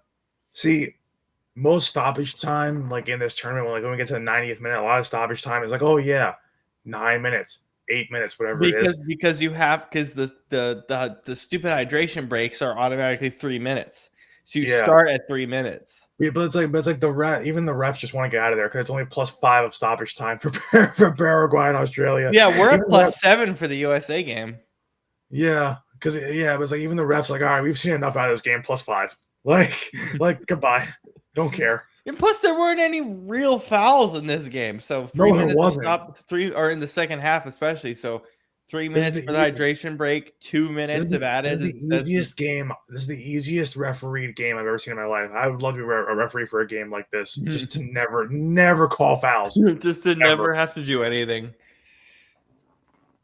Brandon. Man. Yeah. We were talking earlier about Jason Robertson. Yeah. Jason Robertson rejected an 8-year, $15 million per contract extension with the Kraken. A trade a trade was agreed to with the Dallas Stars, which included the 7th overall pick in exchange for his RFA rights. Robertson was then given permission to negotiate on a deal with Seattle, which he rejected. Yeah, I saw that. I knew Interesting. that that's like if he's turning down 15 mil in a obviously in a part of the country that doesn't have income tax, really? Yeah, boy. But we have a ton of Right. sales tax. So it's like do Devils fans realize he's going to cost you literally about 17, 18 million probably because of that? Like if you were to get him, he would cost you like he'd be the highest paid player in the NHL at that point. And I'm not even sure he would even take that, because if he's rejecting 15 out there, then you think 17 in Jersey is going to get a yes? I'm not quite sure that would make the difference. Yeah, no, I know I'm lowballing it, but it's like Devils fans are like, oh, go get Robo now. I'm like, he's not coming here. There's no we would love it if he did, but he'd be such a big overpay because of the income tax and because of the fact that why would anybody? He just played with the Stars, who were one of the best teams in the West for the last few years. Why would he come to Jersey? That's a lesser team. Tell me why. Like, I know we're talented, but we are a lesser team than the Stars. We just are. So, people gotta remember he's not an unrestricted free agent. He's a restricted free agent. There's a difference. Right. So he's not just going to magically come here because Devils fans want him to. That's not how this works. Oh, sorry to change the subject really quick, but a World Cup thing that we haven't talked about. Have you noticed that in this the stands with all like the celebrities and stuff and Infantino, you know how with reserve seating they always have like a slip where it says, oh, this person like Brad Pitt sits here, right? It's like this thing. They're using Motorola phones to do that. Like the Motorola, like this is a Motorola phone. Like if it's not plugged in, it's like this in front of, it's like that, and it just has a person's name. It's just a phone. Oh, I have to. Speaking of phones, which is pretty cheap. I have to get a new phone case because the kickstand on the back of my phone broke. Damn. So, you had it for a while, so got good use out of it, I guess. I had that case for about a year, so that's a good timing. Yeah, so I'm getting it on Saturday, so we'll see how that looks. 0-0 draw. The Socceroos make it through. It's the most painful soccer I've ever watched in my life. That was dreadful. No, it's not as painful as Congo and you guys. At least we scored. Like a 0-0 draw between two countries who just aren't good at this sport. Honestly, Paraguay should have played better this tournament. They really shouldn't have struggled this much. Great. Now they're switching over to show the last minute and a half of your game. So now I have to watch your game, the last minute of it. Phenomenal. Great. Oh my God. Can Infantino stop with the carbon emissions? I'm having more of a problem with Infantino than I've ever had a problem with Taylor Swift's World Tour. Because the guy's watching like 2 matches a day. How does he have time? Why does he take a private jet everywhere? I want to yawn so bad, and it's not because I'm tired. It's because that game I watched, exhausted. It drained my soul. Dude, this second half has not been very interesting either. So you haven't missed much. Do you realize that the second half of both games has been just a nothing burger? Yep. We've literally. I mean, again, this game to me is a nothing burger regardless of the result. So I'll take it. I'm very happy with 2-2. Even if I'm extremely happy with 2-2. You know, so I'm not stressed at all.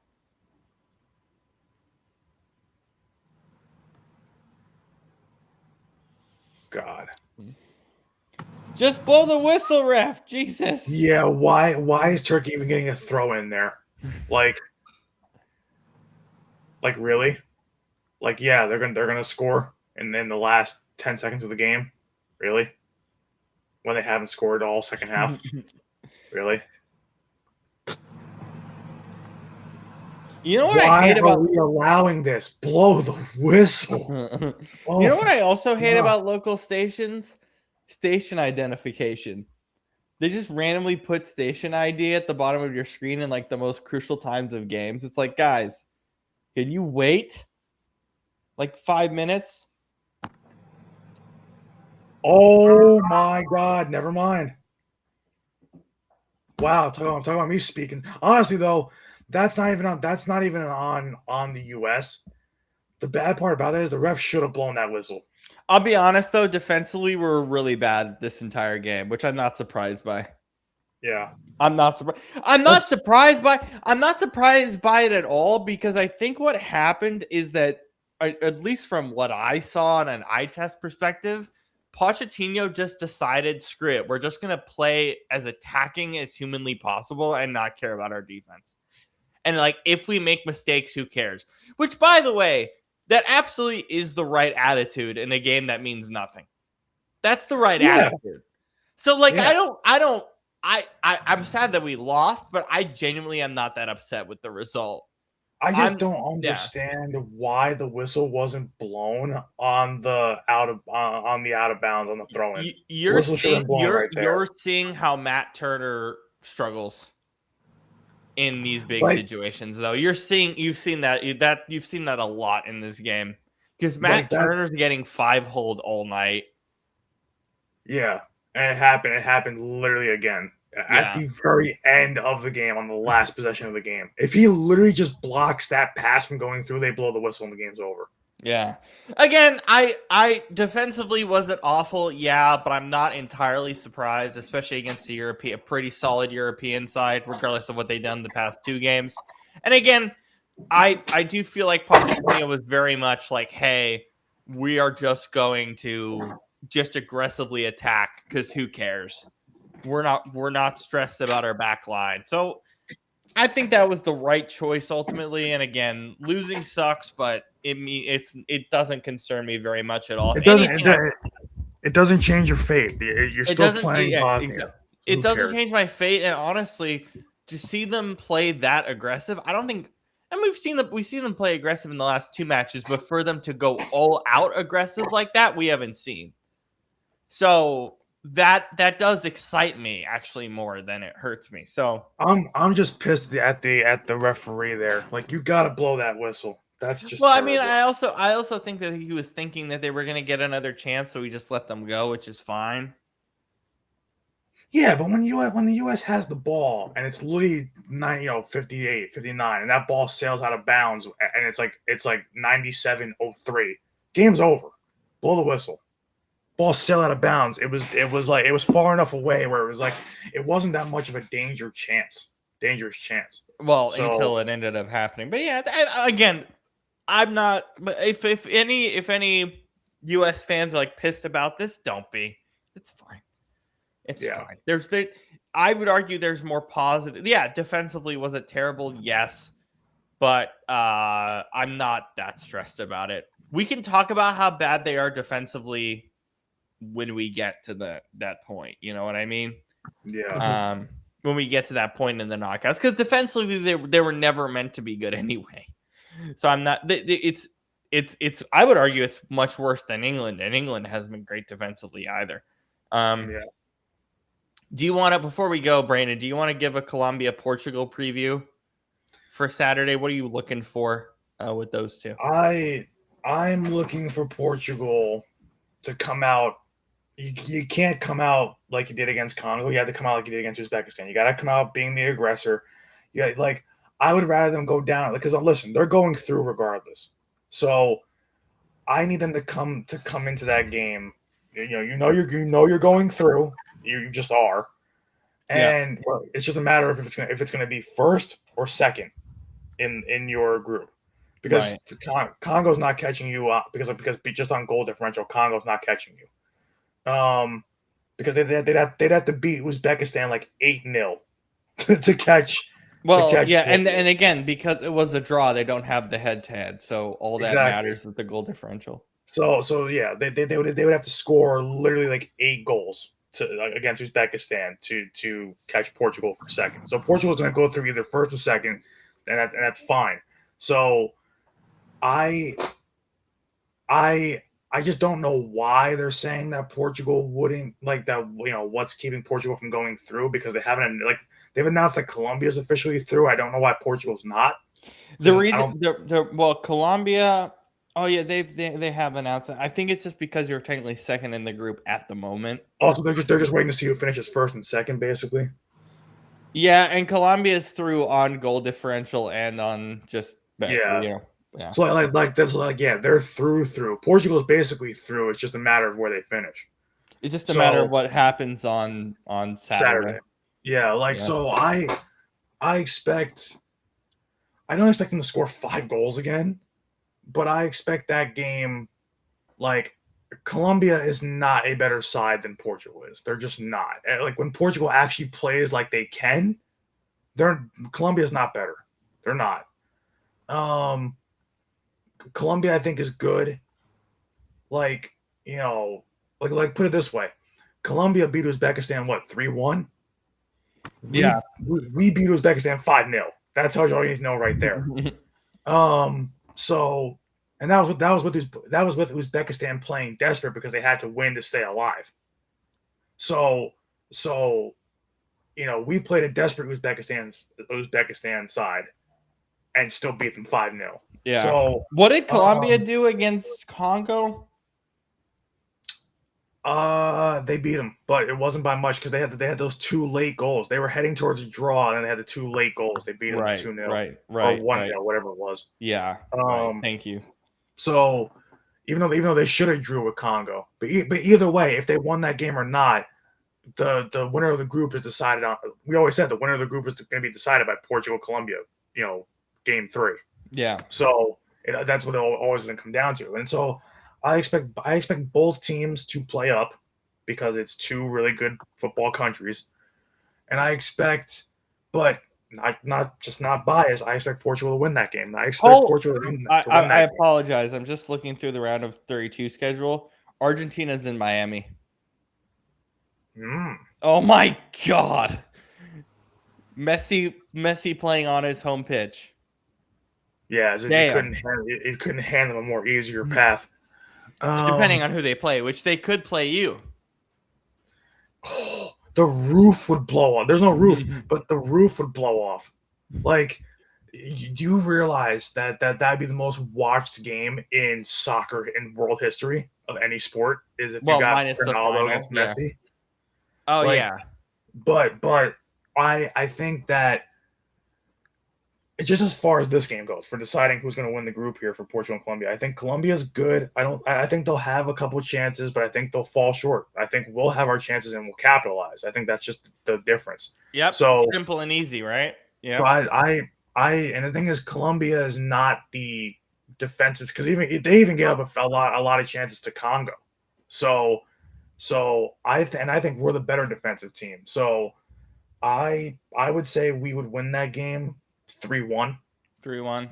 I think that's the score I would go with. I think we win the group. We'll officially do the scoring tomorrow for those games. Yeah. But yeah. Yep. France Norway should be fun, even though I don't think I'm excited for that. I don't think it even matters for either side. No, but it's still exciting to watch good European soccer. So. Yeah, well, Erling Haaland versus Mbappe is fun. Mm-hmm. The Pride game is going to be hilarious. Oh, jeez. Seattle. It's hilarious. The reason why it's hilarious is like great. Have a Pride match. I love that. That's awesome. It's fine. Right? Yeah. It's awesome. But for them to be like, we're just going to decide now before the draw even happens on, hey, this day will be the Pride game, regardless of who plays in it. That was the dumbest idea by the Seattle organizers. Yeah, and now it's such a bad look given the two teams playing in it. It's so bad. Yeah. It's going to be hilarious.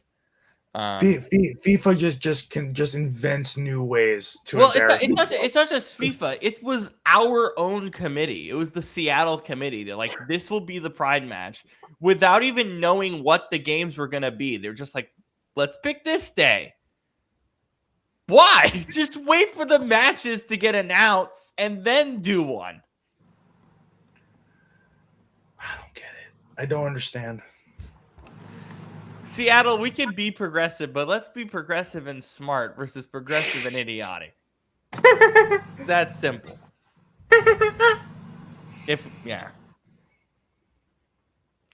I love that we're doing a pride match, but those two teams, Yeah, it's. I don't know, man. That's so bad. God. That's a powder keg. Where's I'm excited to dodgeball watch when you it. need it? That's a bold strategy, Cotton. Let's see if it pays off for it. I'm excited to watch it just to see like all the crazy pride flags and the irony of Egypt and Iran. What time did you say it was at? 9 o'clock? It's no, it's 11 your time. It's the late window. Yeah, I can only Well, it's imagine. 11 Eastern.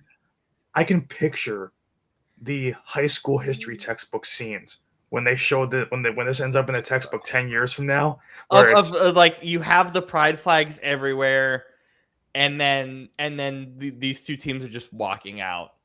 Yeah. Or just even outside the match, you have the Egyptians and the Iranians coming to the match, and then you see like on the other side of like a picket fence, there's literally the LGBT. Oh, no picket fence. It's like just this. Together. We're just together. We don't do picket fences for this kind of stuff. I can see like, my God, there better be extra security for that. There needs to be. Well, I apologize for the volunteers because that's gonna be not a good one. Wait, what happened? I apologize for the volunteers in my local area for that one. Yeah, that's honestly, if I volunteer for something like that and I see that that's the match, I'll be like, all right, you guys have fun. Yeah. Sorry, you guys have fun. Oh God, I'm just curious what's gonna happen. Like, are we cordial enough where we're gonna be okay? Are we gonna have dumbass fights? Like, what the hell is gonna happen? I have no idea. I think you might get some pushback, but I don't think it'll be as bad as, like, it won't be like the New York Knicks winning the championship kind of riot. It won't be that. No, but I'm just curious how that's gonna work. FIFA could have just stepped in and changed the date. Also, that's what I'm saying. There's a million different things they could have done.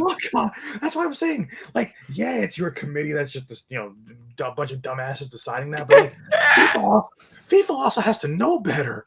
Like, step in here. If anything, why not just make USA Australia the pride match? Why wasn't that the pride match? That would have been a great pride match, honestly. Yeah, I can. That would have been pretty good. But no. Egypt and Iran, and we kept it. I'm just saying. I wonder how many eyes that passed by before and nobody said, "Hey, this doesn't seem like a good idea now." It passed by Infantino, and he was like, "It's fine." Oh, FIFA. Oh, FIFA. Like both the Egyptian and Iranian FAs were like, "Hey, can we not do this?" And they were like, "Yeah, it's fine. You guys just play your game." Oh, that's weird. You're telling two hostile countries to shut up and dribble, basically. I think And you're just saying, all right, we're not gonna upset the Seattle committee. Why would it upset them? Just move the date. I think we did the live stream on the wrong night, yo. Oh no, man. Oh my God. I by the way, I'm also positive that there are people who bought tickets to that game just not knowing what the hell's going on. And so they walk up to the stadium. And my God. I can't imagine going to that game and seeing it'd be sensory overload. I can't imagine going to that. Oh my God. Imagine that being in my damn city tomorrow. My city's going to implode because of our organizing committee. Yours implodes tomorrow. Mine implodes July 19th. Yes. So. Oh, no. Such a bad idea. Even Fox didn't think the game was that interesting. They put it on FS1. And people are gonna tune in because of the obvious. Like, no, no. Oh, What no. again? My biggest problem with my well, FIFA, yeah, they should have stepped in, but also, again, I'm gonna keep repeating this. My issue was it is if you want to do a pride match, how about you wait until the damn draw gets completed first, then you figure it out. It's that Literally, simple. and the worst part is like it's the two worst teams you have playing that match. Yeah. Like it could have been Any two anybody countries else. in the planet. It literally could have been. And you know what? And you know what? As of now, we got lucky that we're not getting USA Iran in the knockout stage. Oh my As god! of today. As of today. I swear, FIFA has that's stepped good. in. That Like- game would take knockout a little too literally. If we get that game, or if we even have the threat of getting that game, FIFA's gonna rig one of those two teams. I mean, games we had. I mean, the thing is, we played Iran in 22, and it wasn't bad. Yeah, but Like, that was before. That was before the stuff going on. escalations, bro. But we had if both of us finished second in our groups, that would have been the matchup, but it didn't happen. So, Yeah, it literally. or I think it like was one of that us close. first, one of us second, or something. Yeah. Oh man. Oh man. Oh god. Like I think about that match literally, and I'm looking at it and I'm going like, you literally couldn't have felt like it's just what a meme that is to have the two worst countries playing the pride match. Like that. It's just look, it's just all we're saying here, people, is that the optics of it are terrible. That's terrible. terrible. It's awful. But it's like that's a South Park episode. Like that's literally what that is. Like I am 100% for having a pride match. It's a great idea. It's something that is very, especially our soccer community here. Yeah. It's very LGBTQ friendly, as it should. It's like I'm like if you go to a Sounders match or a Rain match, or even when I went to the U.S. women's game a few months ago.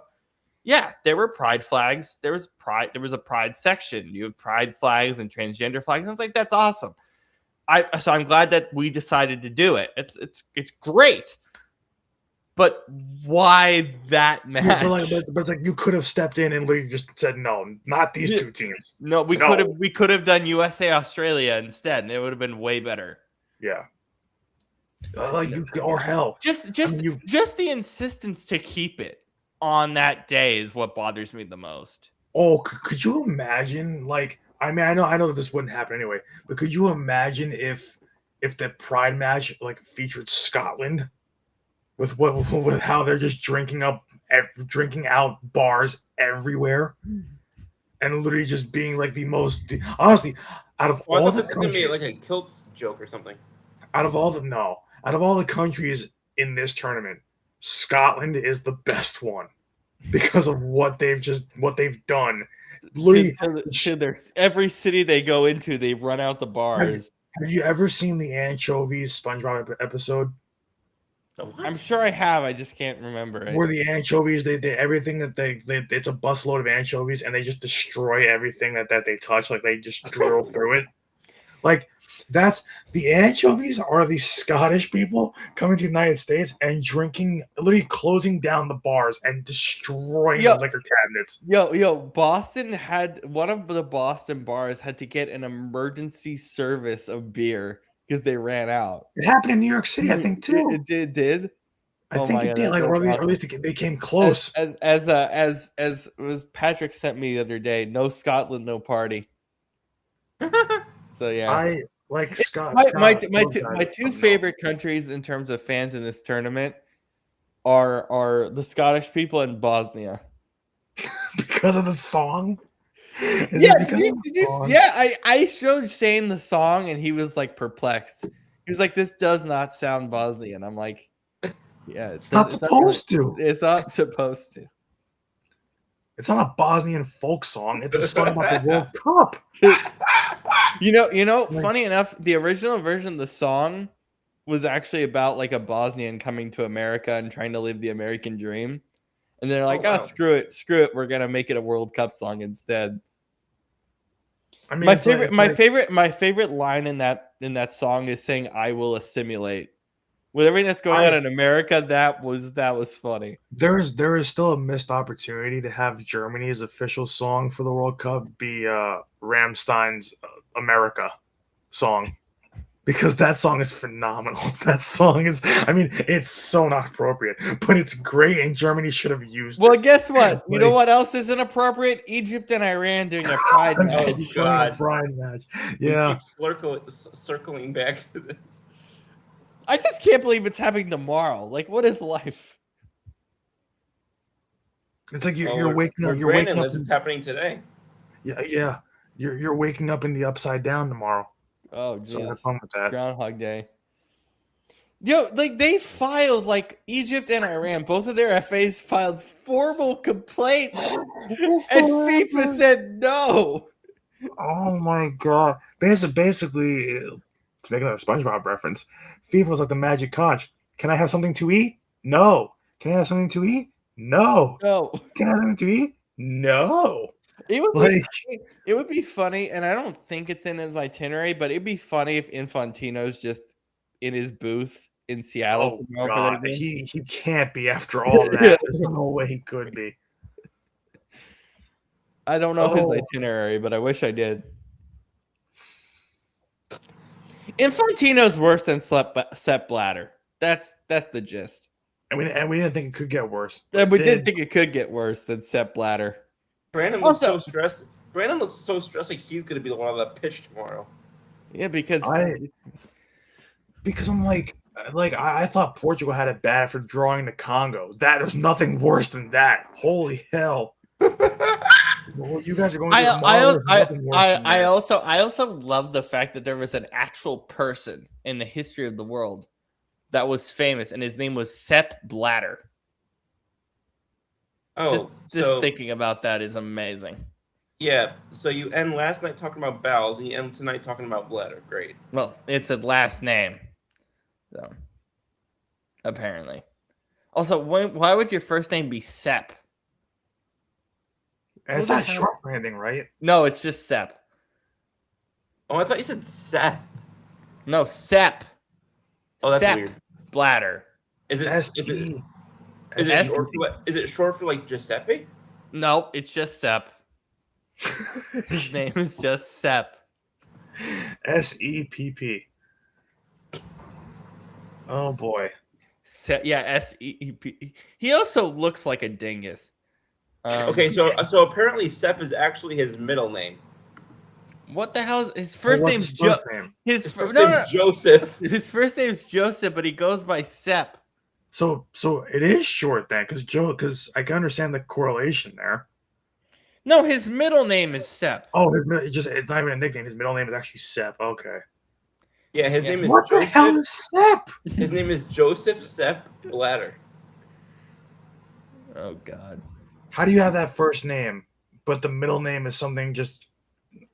At least I think. Family, I guess maybe. And apparently Joseph is actually, because he's from Switzerland, so apparently it was actually his name was actually at birth. That was actually Joseph. That's so funny. Yeah, because I love that. I love that this guy got arrested and he had 3 spouses and 5 partners that went nowhere. Are we surprised? Do you remember the other congressman that got arrested? He got arrested. Which one? That's a narrow it down. No, one of the FIFA congressmen. Oh. So he gets arrested, right? He goes to jail, and then he flies to like Jordan or some random ass country some random African country after being like let out of jail, and he just sings YMCA with a bunch of random people in a bar. And like hours after being arrested by the U.S. federal government, the FBI, and then there was this news story that they would have an extra World Cup because of in the US because of the whole thing. And he holds up this article. He basically bought TV time on this random country's TV channel to like talk about this, and he's holding up the article, and the article's from The Onion, and he thinks it's real.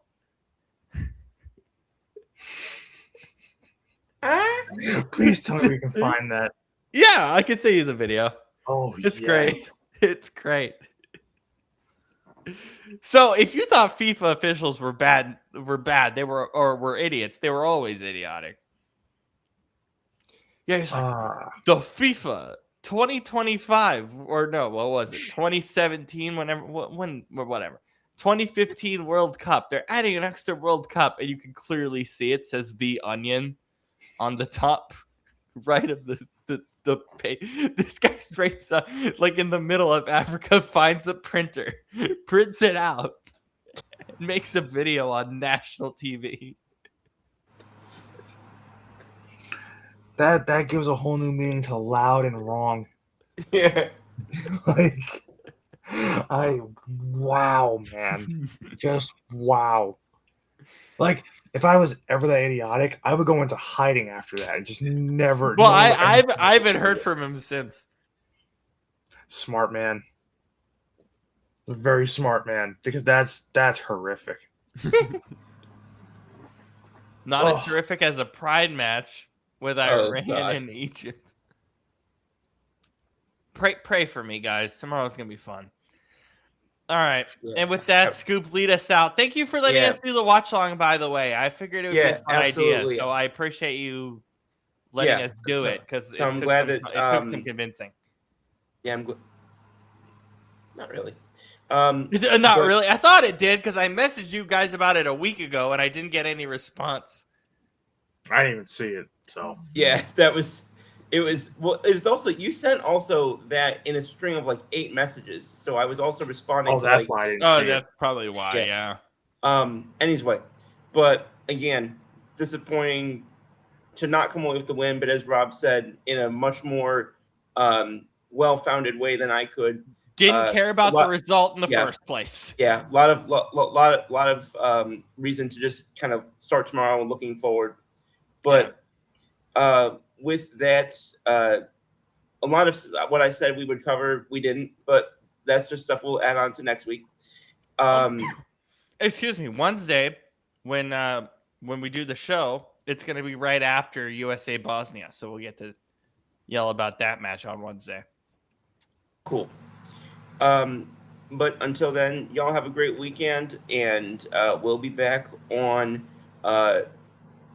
July 1st. I almost said June 31st, which does not exist. Yeah, July 1st. Oh my God, it's July, boys. We'll be back on July 1st on Wednesday, and we'll get into some of what we talked about, what I had mentioned at the very beginning. We'll talk a little. We'll get a little more into the. We didn't talk about the LaMelo deal. We'll talk about that. We should give that a full. Because I know we talked a little bit about Giannis yesterday, but LaMelo.